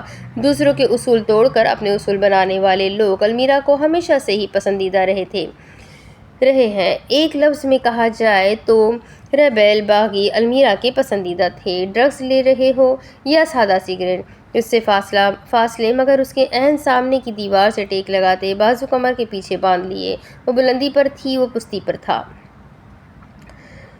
تمہیں بھی پینا ہے کیا؟ بغیر سر اٹھائے دھوئے کے مرگولے چھوڑتے کہا۔ المیرا نے اس کے انداز پر کہا لگایا، ہاں تمہارے ہیں، نہیں نخرہ کس بات کا؟ بال تمہارے ہیں، نہیں نخرہ کس بات کا؟ اپنے دے دو، لگا لیتا ہوں۔ المیرا نے برا منائے بغیر دوبارہ کہا لگایا۔ اس مرتبہ دبیر نے سگریٹ کے دھوئے کے پیچھے سے اسے دیکھا۔ سرمئی جھاگ کے پار سے دیکھتی بھوری آنکھوں میں نرمی یا مزاح کہیں بھی نہیں تھا۔ آنکھ کے کنارے پر بنا وہ سلا ہوا کٹ اس وقت کچھ زیادہ ہی بدنما تھا، یوں جیسے نیا ہو۔ دبیر السازار بہت گہری نگاہوں سے اس لڑکی کو دیکھ رہا تھا۔ کوشش کے باوجود بھی اسے نہیں یاد آیا یہ کون ہے۔ دور خلا میں دیکھتی المیرا اس کی نظروں سے انجان نہیں تھی۔ بہت دیر کی خاموشی کے بعد المیرا کی آواز سنائی دی، فاتر اسلام کے کیا لگتے ہو؟ کون فاتر اسلام؟ گہرا کش بھرتے اس کا انداز المیرا کو غیر معمولی لگا۔ یو آر ہائی، تم نشے میں ہو۔ آنکھیں سوالی انداز میں چھوٹی کی، آنکھیں بند کیے نیچے بیٹھا آدمی مدہوش تھا۔ خوابناک زرد روشنیوں میں وہ عجیب سا لگا، وہی جو تمہارے ساتھ ان دن ڈپارٹمنٹ کے باہر بیٹھا تھا۔ المیرا نے اس سارے دورانیہ میں دبیر کے چہرے پر پہلا تاثر دیکھا۔ وہ ٹھٹکا اور پھر سوچ سے اس کی بھویں آپس میں ملی۔ سیدی صاحب کی بات کر رہی ہو؟ المیرا کو سر اٹھا کر دیکھا تو اس نے اثبات میں گردن ہلائی۔ دبیر نے کندھے اچکائے اور سگریٹ دوبارہ لبوں سے لگائی۔ ایک فارغ آدمی جسے لوگوں کو مشورہ دینے کا بہت شوق ہے۔ المیرا اس کے رد عمل پر محظوظ ہوئی۔ تو مطلب اس کو بھی وہ گڑگو نہیں پسند؟ ہر دن ایک نیا نام۔ لگتا ہے تم بھی اسے اتنا ہی تنگ ہو جتنی میں۔ انگلیوں میں دبے سگریٹ نے ناخن کے کنارے سیاہ کر دیے تھے۔ جلتا انگارہ آہستہ سے کم ہو رہا تھا۔ سفید فراک والی لڑکی کی نگاہیں اس انگارے پر تھی۔ کیا کہہ رہا تھا وہ تمہیں؟ سگریٹ کا آخری کش لیتے اسے زمین پر پھینکتے یوں ہی بیٹھے بیٹھے اپنے بوٹ سے مسلا، وہی جو ہر ایڈکٹ کو کہا جاتا ہے۔ ایک ہونٹ اوپر کر کے مسکرایا۔ وہاں طنز نہیں، وہاں غیر سنجیدگی اور لاپرواہی تھی۔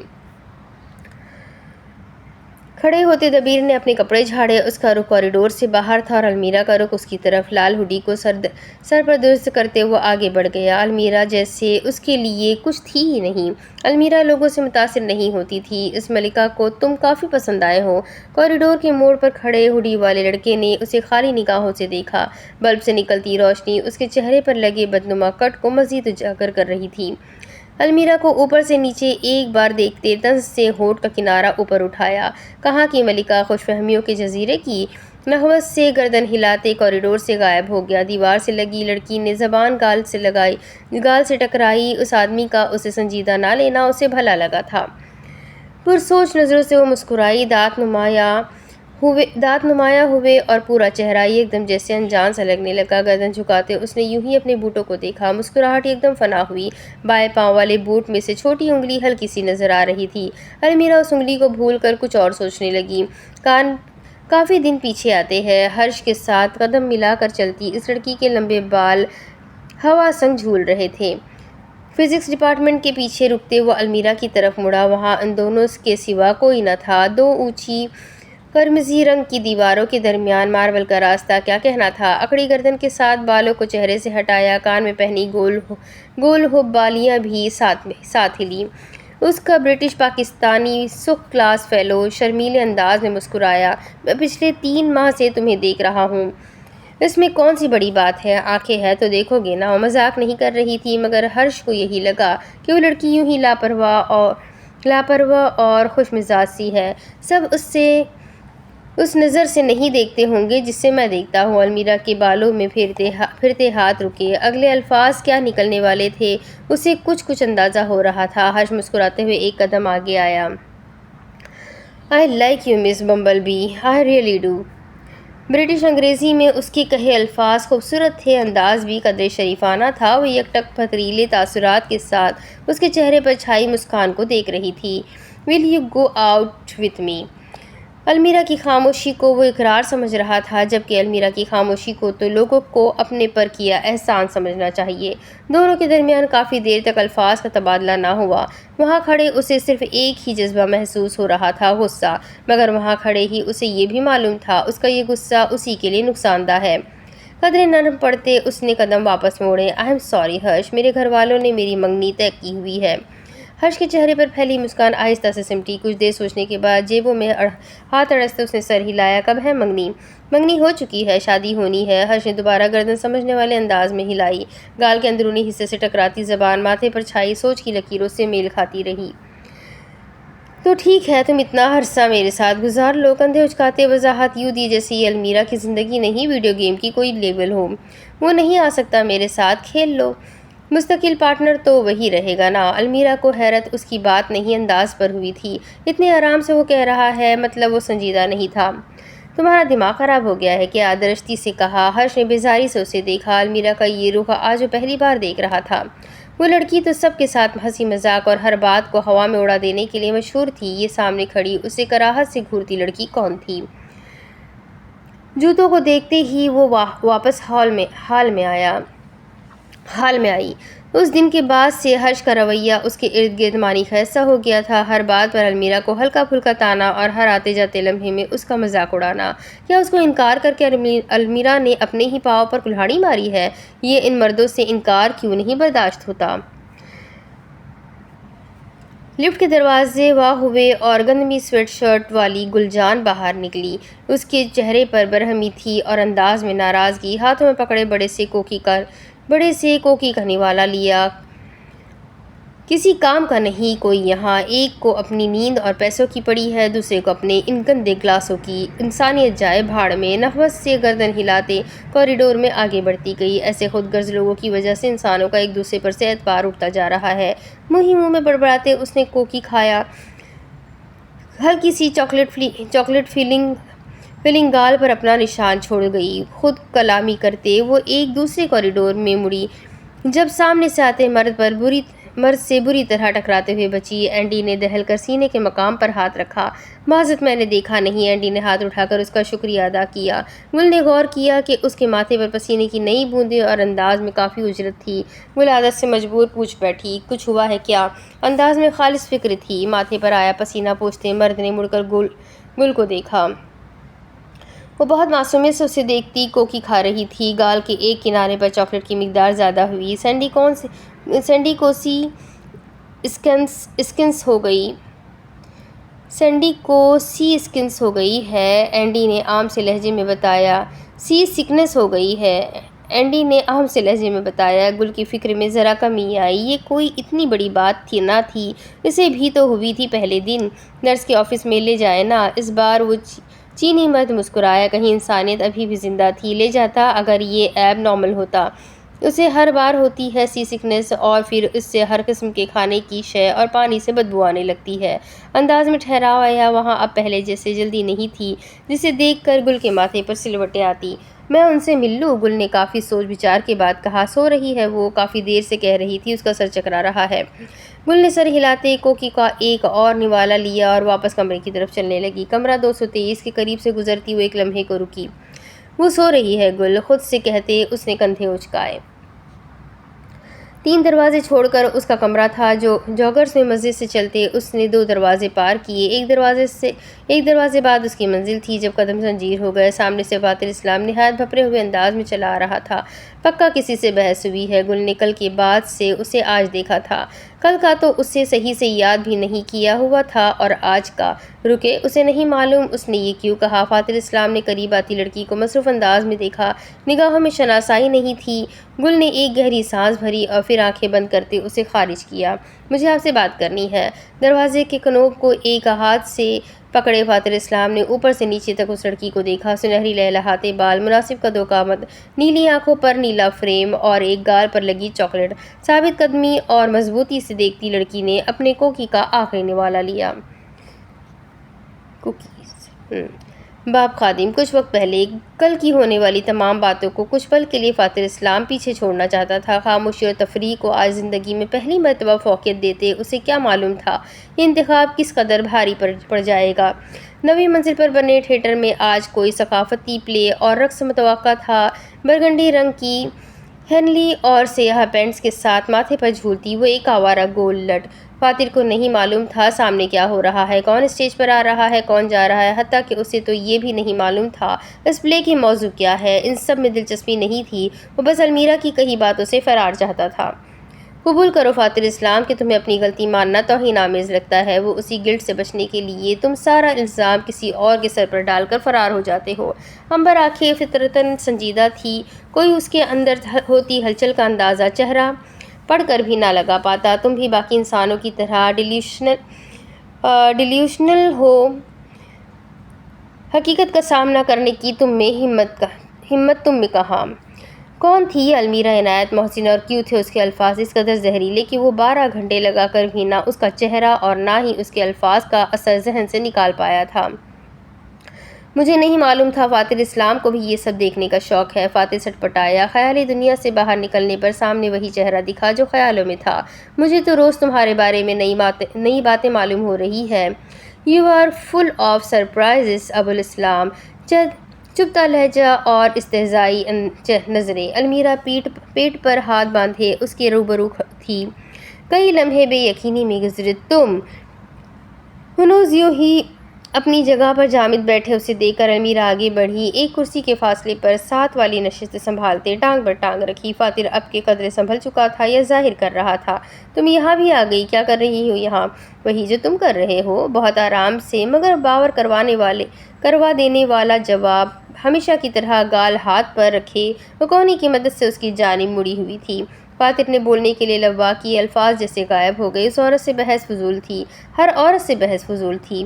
پھر کیا سوچا میری آفر کے بارے میں؟ اپنی فراک پر بنے نقش و نگار سے کھیلتے لاپرواہی سے کہا۔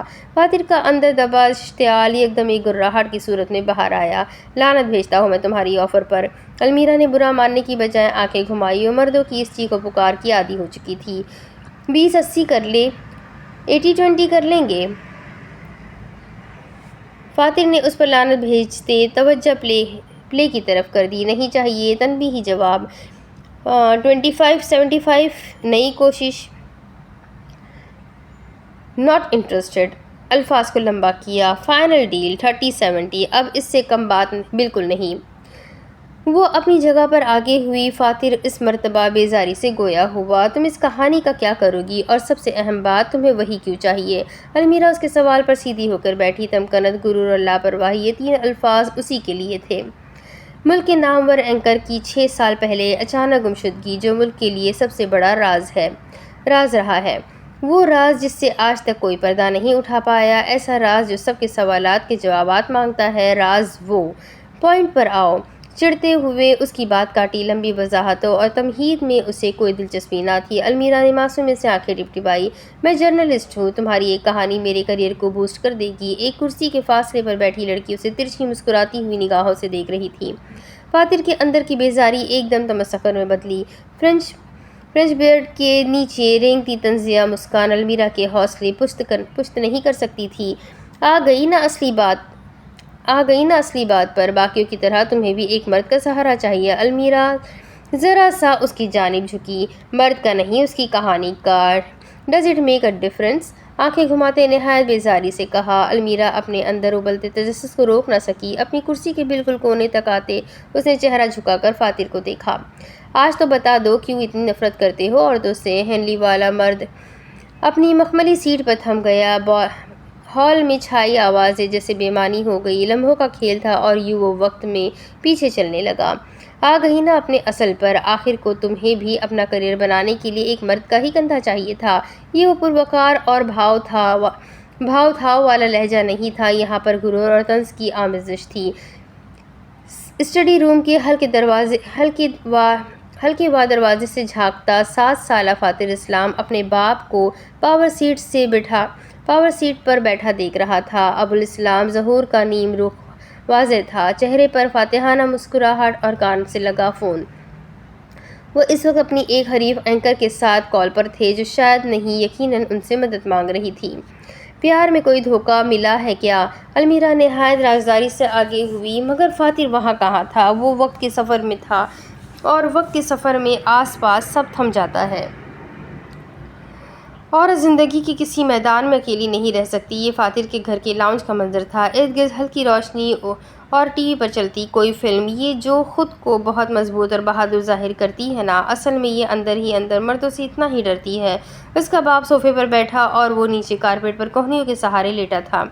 सवालिया निगाह उठाकर बाप को देखा जो फिल्म देखने में महू था। क्या वाकई औरतें डरपोक होती है? फारिया सोने जा चुकी थी। वो फातिर इस्लाम थोड़ी थी जो बहाने से बाप के साथ बैठे। क्या माँ ने बाप को धोखा दे दिया है? बात निकलवाने की एक मजीद नाकाम कोशिश। फातिर सुन बैठा, मध्यम सांसें अंदर बाहर ले रहा था। वो एकदम बुझ सा गया था। अलमीरा को ये बुझा हुआ फातिर बिल्कुल पसंद नहीं आया। बोरिंग। तुम्हारी वजह से आज फिर मेरे डैडी को किसी औरत के सामने हाथ फैलाने पड़ेंगे। कमरे के दरवाजे पर खड़ा 10 साला फातिर इस्लाम अपने से 4 साल बड़ी बहन का स्कूल से आया लेटर उसको दिखा रहा था। वो आज फिर 2 लड़कियों से हाथापाई कराई थी। ये बात आम थी। फारिया लड़कियों को या लड़कों तक को भी नहीं बख्शती थी। मगर इस बार मामलात खासे गर्म हो गए थे क्योंकि इन 2 में से एक स्कूल की प्रिंसिपल की नवासी थी।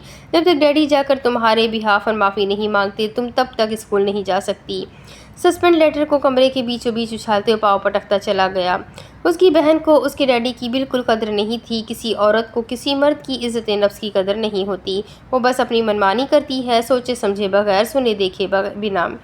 वक्त के सफ़र से लौटते वो फ़ौरन अपनी जगह पर खड़ा हुआ। अलमीरा हैरत ज़दा हो गई। कहाँ जा रहे हो? स्टेज से दूर जाते मर्द ने ना मुड़कर देखना ना जवाब देने की कोशिश की। फातिर इस्लाम वो पीछे बैठे ज़ोर से चिल्लाई। फातिर उसे नज़रअंदाज करता सीढ़ियाँ चढ़ता दूर जा रहा था। उसने अलमीरा को नज़रअंदाज किया। किसी ने अलमीरा को नज़रअंदाज किया? वो हमेशा यही तो करता था। सिर्फ फातिर इस्लाम ही तो यही कर सकता था। थिएटर का दरवाज़ा खोलकर बाहर निकलने पर ठंडी हवा का झोंका पूरे जिस्म से टकराया। सामने एक वसी बालकनी थी और नीचे की तरफ जाती सीढ़ियाँ। कदमों की चाप में से अपनी दिल की धड़कन मध्यम होती महसूस हो रही थी।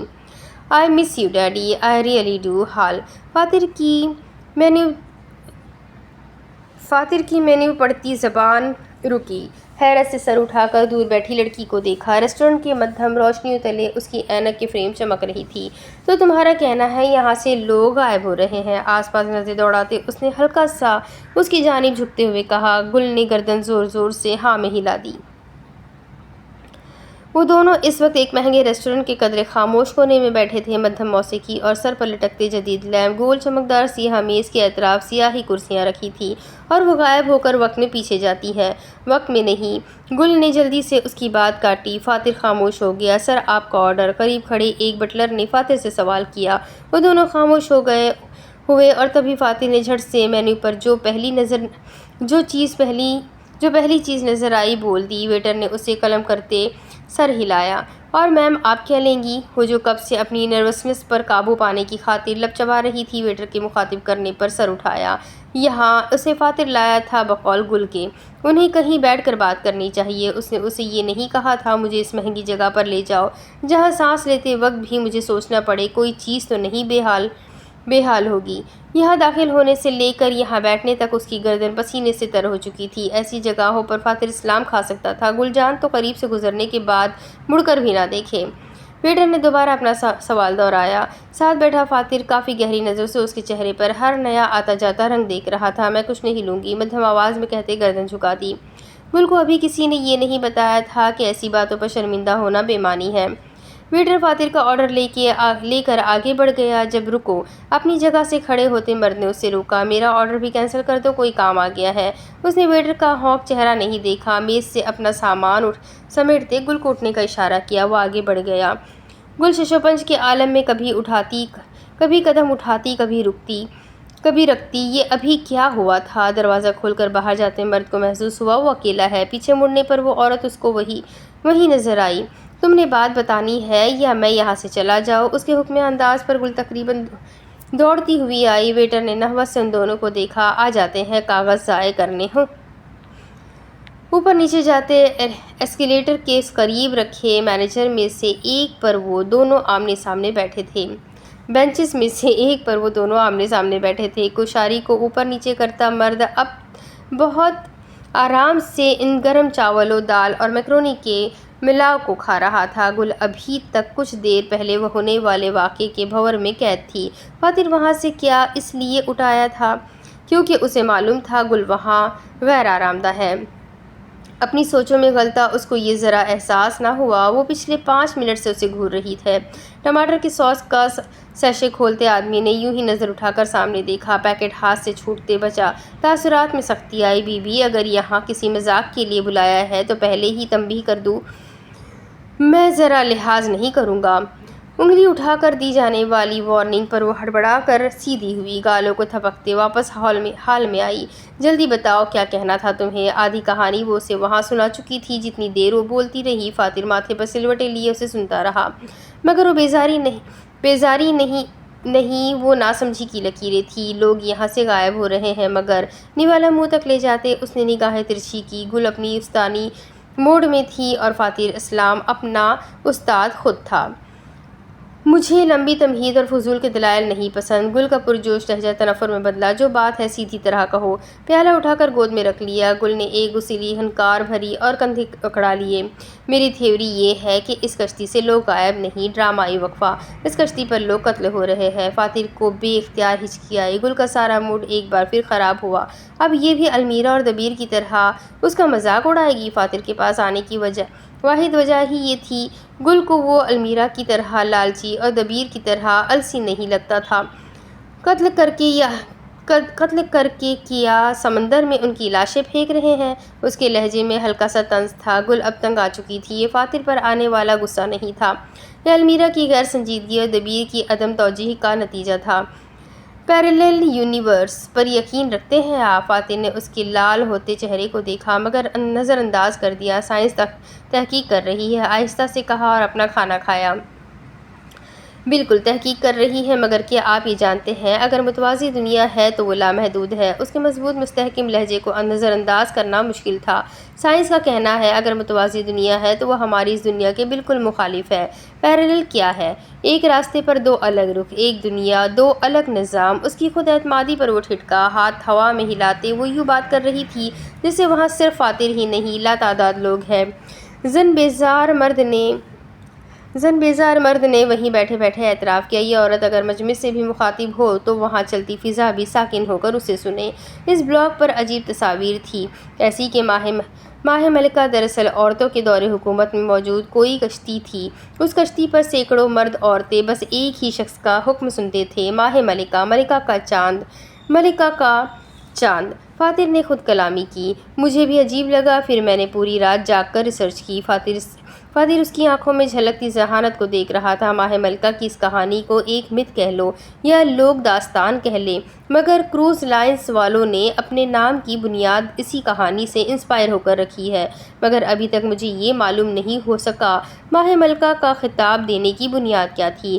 چپ کا روزہ رکھے عنبر آنکھیں سامنے بیٹھی نیلی آنکھوں کے لہجے میں جھلکتے مختلف رنگوں کا جائزہ کر رہی تھی، جہاں کبھی مضبوطی آتی، کہیں فکر، کبھی جوش دکھتا تو کبھی کشمکش۔ یہ لڑکی باہمت تھی، کسی قافلے کی سپہسالار جتنی باہمت۔ اس سوال کے لیے میرے نزدیک 2 تھیوریز ہیں، مگر یا تو وہ دونوں کہانیاں ہیں یا وہ کہانی ہی ہے۔ فاتر نے اس کی بات کاٹی، مگر وہاں اس کا وہ مغرور خود پسند انداز نہیں تھا۔ ماہ ملکہ کا ماضی کہانی ہوگا مگر اس کشتی میں ہوتے واقعات نہیں۔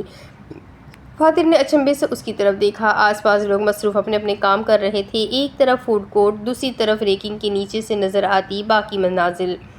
میں شاید ان باتوں پر بھی یقین نہ کرتی اگر جو میرے لیپ ٹاپ کے ساتھ چھیڑ چھاڑ نہ کی گئی ہوتی۔ فاتر کا چہرے کا پور سوچ میں ڈوبا تھا۔ گل فاتحانہ مسکرائی، آنکھوں کی چمک ایک سیکنڈ کو بھی مان نہ ہوئی۔ میز پر آگے جھکتے اس نے مرد کے وجیح چہرے کو دیکھا۔ "Something rotten is happening in ماہ ملکہ and they don't want us to know۔ ماہ ملکہ میں کچھ غلط ہو رہا ہے اور وہ نہیں چاہتے کہ ہمیں خبر ہو۔ اس کے پاس الفاظ ختم نہیں ہوئے تھے، بس یقین آ گیا تھا اتنے الفاظ اس مرد کو مطمئن کرنے کو کافی ہے۔ اپنی جگہ پر پیچھے ہوتے اس نے مسکراتے ہوئے سینے پر بازو باندھ لیے۔ "بال آخر فاتر اسلام، تم گل جان کے آگے خاموش ہو جاؤ گے۔ دل اور میکرونی کا ایک چڑیا جتنا لقمہ لیا، تو اب تم کیا کرو گی؟" فاتر کے سوال کے جواب میں بھی اس کے پاس الفاظ تھے مگر ان کی تاثیر اتنی بھاری نہ تھی۔ "فی الحال تو مجھے یہاں کسی پر بھروسہ نہیں۔ ہم 10 دن کے لیے یہاں آئے ہیں، آج تیسرا دن ہے۔ پرسوں ہم لکسور ہوں گے اور ایک دن بعد واپسی کے روٹ پر مزید 2-3 اور مقامات۔ وہ جیسے اب خود سے باتیں کر رہی تھی، تھکے ہوئے انداز میں گردن بینچ پر ٹکا دی۔ "تو کیا تم ہار مان لو گی؟" گل نے آہستہ سے پانی کا آخری گھونٹ بھرتے مرد کو دیکھا۔ کیا وہ اس کو بیوقوف سمجھ رہا ہے کہ اتنی بڑی کہانی سنانے کے بعد اس کے پاس کوئی لائحہ عمل نہیں ہوگا؟ "حیرت ہے، مجھے تو لگا تم میں بہادری، عقل اور ثابت قدمی ہوگی، مگر نہیں، تم بھی باقیوں جیسی نکلی۔" اس کی بات نے جیسے ترک لڑکی کے تن بدن میں آگ لگا دی ہو۔ بوتل کا ڈھکن بند کرتے وہ چیلنج کرنے والے انداز میں گل کو دیکھ رہا تھا۔ وہ اب اس وقت کو کوس رہی تھی جب اس نے فاتر کو روکا۔ المیرا کی طرح حریص نہ سہی، دبیر کی طرح لا تعلق نہ ہو، مگر اپنی طرح خود سر و خوب تھا۔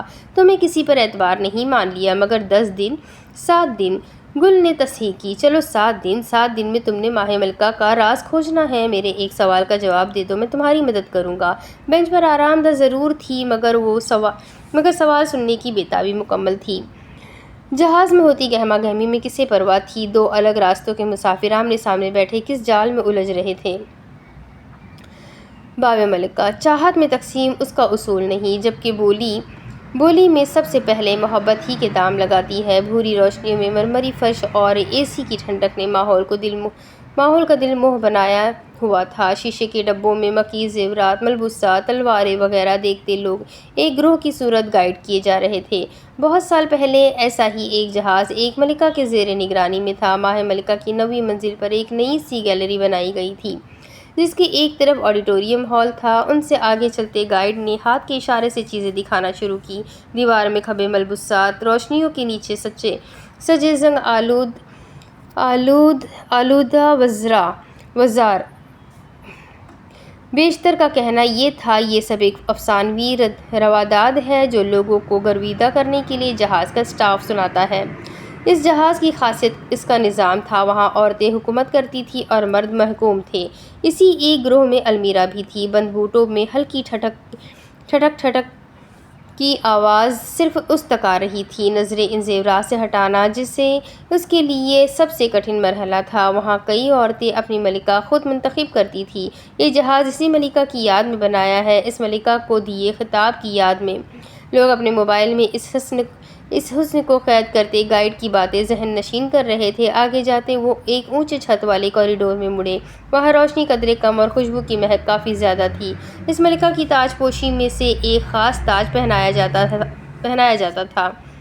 پستہ قد اور چشموں والا وہ آدمی باتوں کا ہنر جانتا تھا۔ کوریڈور کے بائیں جانب مڑتے ہی روشنیوں کی تعداد میں ایک دم اضافہ ہوا۔ اونچے ستون والا سفید ماربل زدہ کمرہ جس کے بیچوں بیچ ایک مینار تھا۔ تمام روشنیاں اس ایک مینار پر غور کر رہی تھیں، ایسے جیسے وہ اس کمرے کی توجہ کا مرکز ہو، وہ اس کمرے میں واحد اہم چیز ہو، وہ اس منظر کی جان ہو۔ ماہ ملکہ کا تاج اونچے ستون کی سنہری گدی پر سے روشنی پھوٹ کر آتی کمرے کے اطراف میں پھیلی تھی۔ المیرا کی آنکھیں بے اختیار چندھیا گئیں۔ آنکھوں سے ہاتھ ہٹا تو ہوش بھی ہاتھ سے چھوٹے۔ سنہری رنگ کی نہایت باریک سی بار پر لگے ننھے ہیرے اور ان کے عین درمیان میں سجا وہ سبز بھورا گلابی نہ جانے کتنے ہی رنگ اس سے ٹکرا کر اس ہیرے کے اصلی رنگ کو ڈھانپ رہے تھے۔ المیرا نے اس سے زیادہ حسن اور کسی شے میں نہیں دیکھا تھا۔ المیرا نے اس سے زیادہ کسی شے کو پا لینے کی خواہش نہیں کی تھی۔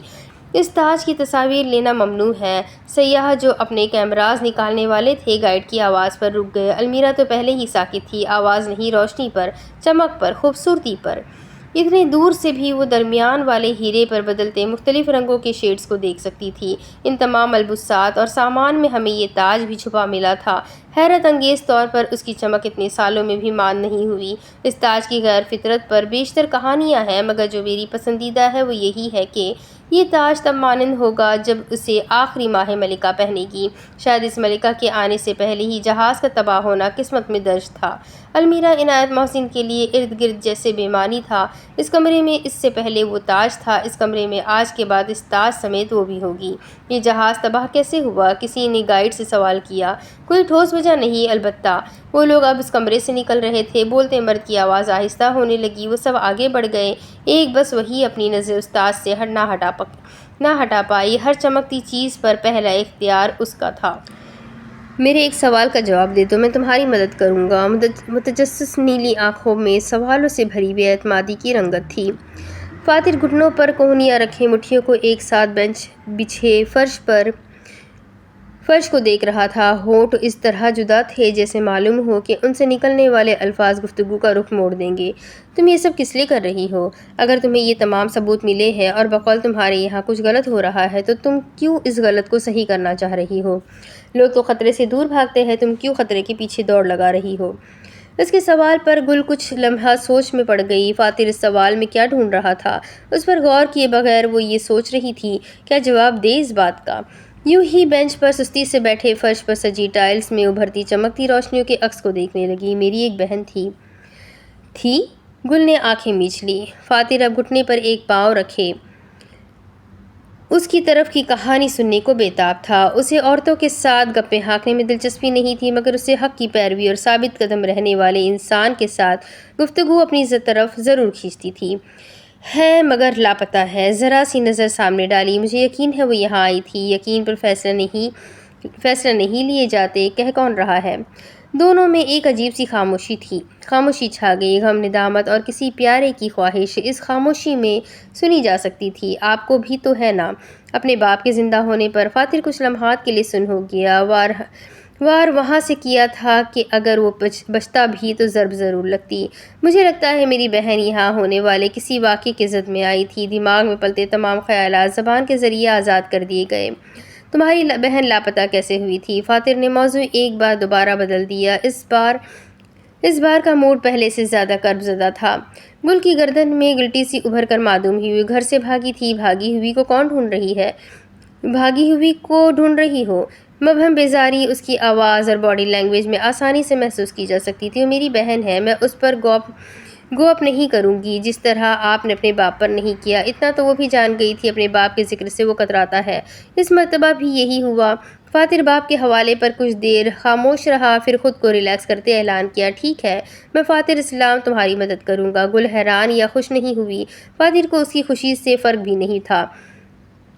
تم اپنی بہن کے لیے یہ سب کرو اور میں اپنے باپ کے سکھائے اصولوں کے لیے۔ جیب میں والیٹ اڑستے وہ اٹھ کھڑا ہوا۔ گل نے گردن اٹھا کر اس لمبے تڑنگے آدمی کو دیکھا۔ لمبی پلکوں کے نیچے عنبر آنکھیں ابھی بھی کشمکش میں تھی۔ جلد باز آدمی کے جلد باز فیصلہ۔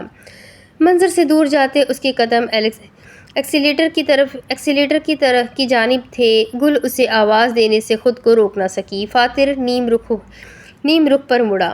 پہلے کی مرتبہ اس بار وہ اپنے پکارنے پر حیران نہیں ہوئی تھی۔ اس بار ایک وجہ سے آواز دی گئی تھی۔ گل نے فاتر کو پکارنا ہی تھا، ورنہ وہ سوچ کر ہی مر جاتی۔ وہ دور کھڑا مرد خاموشی سے اسے دیکھ رہا تھا۔ آپ وہاں سے اس لیے اٹھائے تھے نا کیونکہ آپ نے دیکھا تھا میں انکمفرٹیبل ہوں؟ گل منت مان سکتی تھی کہ ایک سیکنڈ کے لیے اس نے فاتر کے پتھریلے تاثرات کو جھنجھلاہٹ میں بدلتے دیکھا، مگر وہ مہارت سے انہیں چھپا گیا۔ میڈیا پرسن میں اپنے سے کمتر لوگوں سے مقابلہ نہیں کرتا۔ بس اتنے الفاظ اور قدم ایک بار پھر گل سے دور جانے لگے۔ وہ ظاہر بھلے نہ کرے مگر اس تعریف پر فاتر کے کان ہلکے گلابی ضرور ہوئے تھے۔ اتنا برا بھی نہیں ہے یہ۔ گل جان ایسی ہی تھی، ایک دن جس سے نفرت کرے گی اگلے دن اس کی شان کے کئی گن گائے گی اور پھر 2 دن بعد دوبارہ اسی شخص سے اعلان جنگ کر دے گی۔ کمرہ 220 کا دروازہ کھولتے اس کے چہرے پر مسکان تھی۔ آخرکار کسی نے تو اس کی محنت کو پہچانا۔ دروازہ کھول کر اندر آئی ہی تھی جب چہرے کی مسکان ایک دم غائب ہو گئی۔ المیرا عنایت محسن لپکتے ہوئے اس تک آئی اور شانوں سے تھامتے گول گول گھمایا۔ گولڈن گرل، آج میں بہت بہت بہت خوش ہوں، مطلب آج پکا کوئی مرنے والا ہے۔ اچھلتے ہوئے اس مکار بلی کی آنکھیں واقعی سچی خوشی کا پتہ دے رہی تھی۔ آج ہمارا گیلری ٹرپ ڈے تھا نا، ایک تو تم پتہ نہیں کہاں غائب تھی، اتنی کالز کی مگر چھوڑو۔ ناک چڑھاتے اس نے گل کے شانے آزاد کیے۔ وہ بھی المیرا کو کہنا چاہتی تھی اسے نیند آ رہی ہے، اسے بات نہیں سننی، مگر وہ گل تھی، لاکھ نفرت ضرور وہ نہ نہیں کر سکتی تھی۔ وہاں پر ایک تاج تھا، آنکھوں کے چمکتے جگنو پر گل نے دھیان نہیں دیا۔ ظاہر ہے ہوگا۔ آگے آتے اس نے کھلے بالوں کو برش کرنا شروع کیا۔ جب المیرا نے جلدی سے برش ہاتھ میں سے اچک لیا۔ المیرا گل کے کندھوں کا رخ آئینے کے سامنے کرتے اس نے اس کے سنہری بال اپنے ہاتھوں میں لیے۔ اتنے رف ہے تمہارے بال، کیا صحیح طرح دھوتی نہیں ہو؟ گل نے اس کے ہاتھ سے برش چھین لیا اور اپنے بال سمیٹنے لگی۔ بازو کو ہوا میں پھیلایا المیرا عنایت محسن بیڈ پر ڈھیر ہو گئی۔ وہ مجھے پکار رہا تھا۔ اس کی آواز میں ایک پرجوش احساس تھا، لہجے کی شرارت کمرے میں گونجنے لگی۔ گل جانتی تھی کہ وہ صرف تاج کی بات محض گل کو اس کی خوبصورتی کا احساس دلانے کے لیے نہیں کر رہی۔ تمہیں صرف موت کا فرشتہ ہی پکار سکتا ہے، اس دنیا میں تو کسی کو یہ شوق نہیں۔ غیر واضح بڑبڑاہٹ جو اگر المیرا تک پہنچ بھی جاتی تو اس سے فرق نہ پڑتا۔ مجھے وہ چاہیے، خوابناک لہجہ اور بستر پر بازو پھیلائے لیٹی فتنہ۔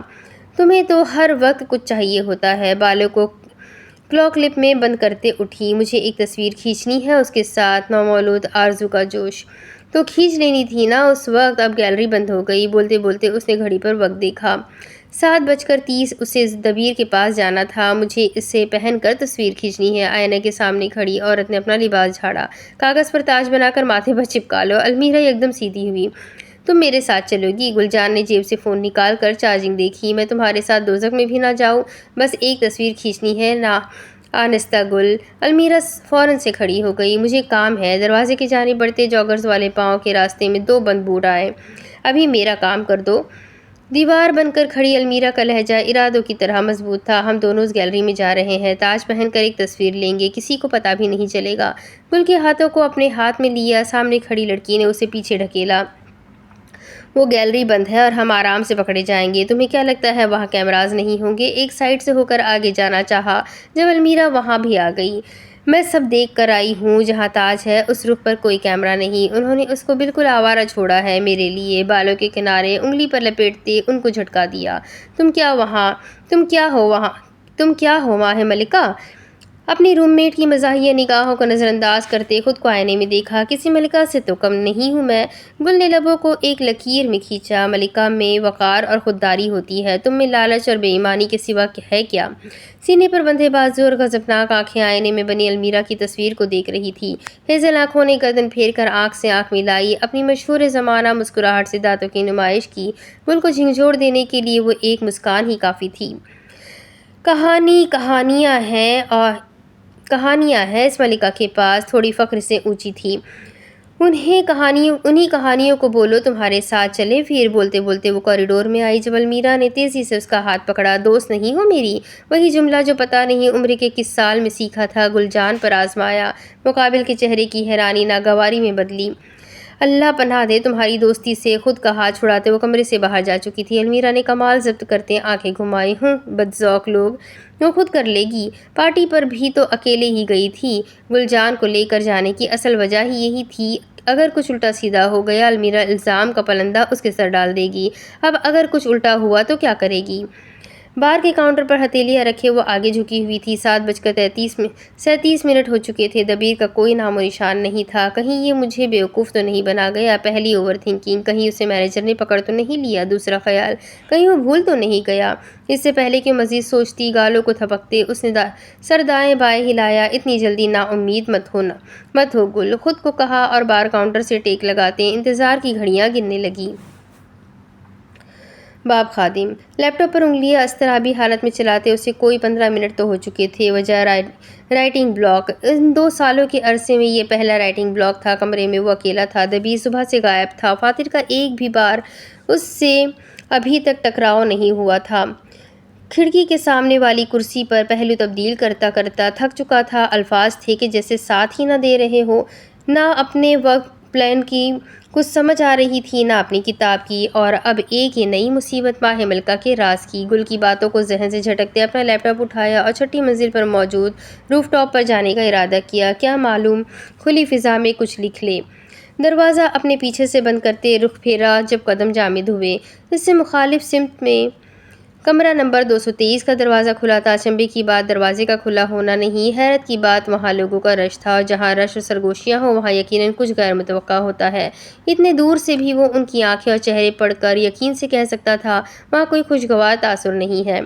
لیپ ٹاپ بغل میں دبائے وہ بھی اس بھیڑ کی طرف آ گیا۔ لوگوں کو ایک نظر دیکھتے اس نے کھلے دروازے سے اندر جھانکا، قدم بے اختیار لڑکھڑائے، اوپر کا سانس اوپر اور نیچے کا نیچے رہ گیا، آنکھوں کا سیاہ رنگ کراہت سے پھیلا۔ وحشت، ہاں یہی ایک لفظ تھا جو سنہری بھوری آنکھوں میں چھائے تاثر کو بیان کر سکے۔ باب محافظ۔ 7:44 اور اس کے میزبان کا اب بھی کوئی نام و نشان نہیں تھا۔ کاؤنٹر پر رکھی اب تو کوہنی بھی سن ہو چکی تھی۔ مجھے بیوقوف بنا دیا کیا؟ شک اور بے یقینی کے عالم میں پوچھا گیا سوال۔ میں کیوں آ گئی اس مسٹری مین کی باتوں میں؟ خود سے کیا پچھتاوا۔ آئندہ میں نے کسی کی باتوں کا اعتبار نہیں کرنا، خود سے کیا عہد۔ اوور تھنکر اپنے ذہن میں ابلتے خیال کو رد کرتی تو وہیں 4 مزید نئے انکشافات جنم پاتے۔ اسی دوران پینٹری کی طرف کا چھوٹا سا دروازہ کھلا۔ گل جان کی خوشی 7ویں آسمان کو چھونے لگی۔ پینٹری سے ایک پختہ قد والی اسٹاف ورکر باہر نکلی۔ ساری خوشی واپس زمین پر آ ٹپکی۔ نا امید ہوتے چہرہ ہتھیلیوں میں گراتے دوبارہ انتظار کرنے لگی۔ باب ملکہ۔ ملکہ چاہ ملکہ مہا، ہیرے کی چمک اسے خود کی طرف بلاتی ہے۔ آئینے میں ایک آخری نظر خود پر ڈالتے برش سے بالوں میں آئی سلوٹیں دور کی، سادی لپ گلاس اٹھاتے میرون لپ سٹک زدہ ہونٹوں پر لگائی، گول مٹول ہونٹ چمکنے لگے۔ وہ یہ کر سکتی ہے، اس کا آٹوفوبیا اتنا بھی برا نہیں۔ خود کا سارا ڈر کمرے میں چھوڑتے وہ اپنے اسی خوشکن انداز میں باہر نکلی۔ ملکہ تھی، ملکہ کے دل میں لاکھ ڈر، خوف، وسوسہ جنم لے، وہ اپنی رعایا پر کچھ ظاہر نہیں کرتی۔ یہ کیا ہو رہا ہے؟ خود کو دی جانے والی موٹیویشن کے درمیان بریک ماری۔ کمرہ 223 کے دروازے کے سامنے لگے مجمع اپنے آپ کو کہی جانے والی اچھی باتوں سے زیادہ اہم تھا۔ المیرا کے اندر ٹو لینے والی روح زندہ ہوئی۔ جہاں لوگ اور سرگوشیاں ہوں وہاں کھٹی میٹھی کہانیاں بھرپور ملتی ہیں۔ دبے پاؤں چلتی وہ ان لوگوں کے ہجوم کے قریب آئی۔ جب اسے رش میں ایک شناسا چہرہ دکھا، لمبا خوبرو فاتر اسلام کمرے کے اندر جھانک رہا تھا۔ المیرا تیزی سے اب اس کے کندھے کے قریب رکی اور رش میں سے جگہ بناتی آگے جا کھڑی ہوئی۔ اس سے پہلے کہ مزید قدم اٹھتے کمرے کے اندر کے منظر نے اسے جکڑ لیا۔ حلق جیسے تمام الفاظ سے خالی ہو گئی آنکھیں جو دیکھ رہی تھی، ذہن اس پر یقین نہیں کر پا رہا تھا۔ بدن پر جیسے چونٹیاں رینگتی محسوس ہوئی۔ تعجب سبز بھوری آنکھوں میں یہ جذبہ اس وقت بنیادی تھا۔ باب محافظ۔ بھاڑ میں جائے وہ گنجا۔ سنہری لفٹ کے دروازے اپنی مخصوص آواز سے جدا ہوئے تو منہ ہی منہ میں بولتی گل جان باہر نکلی۔ بال ہینڈ بینڈ لگے ہونے کے باعث ماتھے سے کافی پیچھے تھے۔ 30 منٹ انتظار کرتے وقت اسے یقین تھا وہ دنیا کی سب سے بڑی گدھی لگ رہی ہوگی۔ مل جائے یہ دبیر کہیں بتاؤں گی اسے۔ اپنے کمرے کے کوریڈور میں مڑتے جیسے ہی نظریں کمرہ نمبر 223 کی جانب اٹھی، ساری بڑبڑاہٹ رک گئی۔ لوگوں کے ہجوم، جن میں سے بیشتر آنکھوں ہی آنکھوں میں ایک دوسرے کو اشارہ کر رہے تھے، وہاں کیوں ہوں گے وہ بھی اس کمرے میں جہاں اجنبیوں کا مجموعہ ہو اور سرگوشیوں کے تبادلے کیے جا رہے ہیں، وہاں یقیناً کچھ بہت ہولناک پیش ہوا ہوگا۔ گل کے قدموں میں تیزی آئی اور وہ رش میں جگہ بناتے آگے بڑھی۔ بالکل سامنے المیرا اور فاتر کھڑے تھے۔ فاتر نے آنکھوں کو ڈھکا ہوا تھا، یوں لگتا تھا وہ تکلیف میں ہے۔ المیرا نے لبوں پر ہاتھ رکھا ہوا تھا، یوں جیسے وہ حیرت میں ہو۔ ان دونوں کے چہرے دیکھتے گل نے ایک قدم بڑھایا جب اسے جوتے کے نیچے کچھ محسوس ہوا، ایسے جیسے پانی ہو، مگر پانی تو یوں نہیں چپکتا، پانی کی تو ایسی خوشبو نہیں ہوتی۔ تبھی ایک جھماکا ہوا، پانی کی تو کوئی خوشبو نہیں ہوتی۔ اس کو اپنی ریڑھ کی ہڈی جیسے چٹکتے ہوئے محسوس ہوئی، سانس لینے میں بدبو، پھولتا بدن جلانے لگا۔ گردن فوراً جھکائی، پاؤں تلے پتلے لال مائع کی ایک بہتی ہوئی لکیر تھی۔ گل کا سانس اکھڑنے لگا، چیخ مارتے وہ 2 قدم دور ہوئی اور تقریباً لوگوں پر گر پڑی۔ تصاویر میں یہ سب دیکھنا آسان تھا، مگر اصل زندگی میں انسان کو اپنی ٹانگوں میں سے جان نکلتی محسوس ہوتی ہے۔ بے یقین سہمی ہوئی ان ہلکی نیلی نگاہوں کے سمجھنے کے لیے بس ایک یہ لفظ بہت تھا: خون کی اس پتلی لکیر کا پیچھا کرو۔ کمرے کے اندر تمام بتیاں روشن تھیں۔ چھوٹی سی اس راہداری میں بھی یوں ہی خون تھا جو دو پیروں کے درمیان میں آ جانے سے رک رہا تھا۔ بھورے جارڈن کی جوتوں کی سول خون سے میلی ہو چکی تھی۔ اسی وقت جوتوں کو پہننے والے کے ہاتھ سے ایک FC کا شاپر چھوٹا۔ برگر اور فرائز خون میں نہا گئے۔ چینی نین نقش والا اینڈی اپنے سامنے اپنی منگیتر کی لاش دیکھ رہا تھا۔ لاش کی کھوپڑی کو بری طرح مسح کر کے خون کو پورے کمرے میں بہنے کے لیے چھوڑ دیا گیا تھا۔ اینڈی کے پینٹ کے پائچے بھی اسی خون نے بھگو دیے تھے۔ فاتر کا دل بھاری ہونے لگا۔ وہ کسی وقت بھی کیا کر دے گا۔ خون کا پھندا گل کی گردن کے قریب مضبوط ہونے لگا اور المیرا وہ تعجب زدہ خالی نگاہوں سے سب سے آگے کھڑی تھی۔ ڈیم! ہلکی سی سیٹی بجاتے اس نے سینڈی کی لاش کو دیکھا۔ باب منصف اسے محسوس ہوا جیسے دل سینے میں نہیں بلکہ اس کی ہتھیلی پر ثابت موجود دھڑک رہا ہو۔ بے ترتیب دھڑکن کی آواز اس کی سماعت پر حاوی تھی۔ اس کی انگلیوں سے چپکا ہوا سرخ خون اسے اپنا بہا محسوس ہوا۔ حلق سے نکلتی بلند بے ہنگم سانس لینے کی آواز لفٹ کے دروازے سے کھلتے ہی کوریڈور میں پھیل گئی۔ کندھے جھکے اور سفید کف زدہ شرٹ پر خون کے مختصر دھبے تھے۔ راہداری یکبستہ اور انسانی موجودگی سے خالی تھی۔ دور دور تک شاید کوئی نہیں تھا۔ اسی وجہ سے اس کے گھسیٹے قدم کی پکار دیواروں سے ٹکراتی واپس اس کی طرف آ رہی تھی مگر وہ انہیں نہیں سن رہا تھا۔ دل کی دھڑکن باہر کی آوازوں کے درمیان ایک مضبوط رکاوٹ تھی۔ وہ دیوار کا سہارا لیتے آگے چلتا جاتا۔ خون کا نشان دیوار پر پیچھے چھپتا جاتا۔ جہاں خالی راہداریاں ہوں اور منزلیں سنسان، وہاں یقیناً راز چھپے ہوتے ہیں۔ خوف، ہاں، ان ہم وقت خالی رہنے والی بھوری نگاہوں میں ایسا خوف تھا جیسے موت کو قریب سے دیکھا ہو۔ یہ وہ نہیں تھا۔ ایسا کچھ بھی نہیں ہوا تھا۔ تیسرے فلور پر موجود اسٹاف کے غسل خانے میں داخل ہوتے دبیر نے ایک لمحہ ضائع نہیں کیا اور پانی کے تیز آبشار تلے دونوں ہاتھوں کو رکھ ڈالا۔ سفید پانی کا دل سرخ ہوتا گیا مگر یہاں بس نہیں ہوئی، یہ تو شروعات تھی۔ ہاتھوں کی لرزش بے پناہ اور بے قابو تھی۔ دونوں ہاتھوں کو زور زور سے مسلتے پانی صرف نل سے نہیں بہہ رہا تھا۔ نمکین پانی وہ بھی تھا جو اس کی آنکھوں سے نکلتا سلے ہوئے نشان پر سے ہوتے تھوڑی سی نیچے ٹپک رہا تھا۔ دبیر کے سینے پر نہ جانے کہاں سے اتنا وزن آ گیا کہ سانس اور آنسو دینے دونوں ایک دوسرے میں گھلنے لگے۔ یہ فریب تھا۔ اسے توضیح چاہیے کہ یہ سب فریب تھا۔ روشن آئینے کے سامنے کھڑا ایک مرد بلند و بانگ دہاڑے مار کر رو رہا تھا۔ آواز دروازے سے باہر جاتی سنسان ہال وے میں گونجنے لگی۔ وہ گنہگار نہیں تھا، اس کا یقین کرو، وہ گنہگار نہیں تھا۔ سنک سے نکلتی آواز اور ہتھیلیوں کی رگڑ میں اس کی سسکیاں کبھی دبتی تو کبھی بلند ہوتی۔ کندھے جھکتے تو وہ آنسو پوچھتا، چہرہ مزید گیلا ہو جاتا۔ وہ بے بس تھا اور بے وقوف بھی۔ کیا گنہگار بے بس اور بے وقوف نہیں ہوتے؟ نچلا لب دانت تلے دبائے وہ اندر ہی اندر گھٹ رہا تھا۔ یہ واقعی ایک عام جہاز نہیں تھا۔ تو آخر اس جہاز کا کیا راز ہے؟ یہ جاننے کے لیے آپ سب لوگوں کو میرے ساتھ بنے رہنا ہوگا۔ جلدی سے ویڈیو کو لائک کریں، چینل کو سبسکرائب کریں، بیل آئیکن کو ضرور دبا دیں۔ اس ایپیسوڈ کو پورا کرنے میں نے کافی وقت لگا دیا۔ آئی ہوپ آپ لوگ ضرور انجوائے کریں گے۔ تو پھر انشاءاللہ سنیے، اور جو لوگ پچھلے ایپیسوڈ نہیں سن سکے تو پلے لسٹ اویلیبل ہے، آپ اس پر سن سکتے ہیں۔ ساتھ ہی کمنٹ کر کے ضرور بتائیں کہ آپ کو یہ ناول کیسا لگ رہا ہے۔ بہت ہی انٹرسٹنگ، بہت ہی یونیک اور بہت ہی ڈیفرنٹ ناول ہے۔ تو جلدی سے اپنے لوگوں کے ساتھ اپنے کانٹیکٹس میں ضرور شیئر کریں۔ ملتے ہیں اگلے ویڈیو میں، تب تک کے لیے اپنا خوب سارا خیال رکھیں، مجھے بھی دعاؤں میں یاد رکھیں۔ اللہ حافظ۔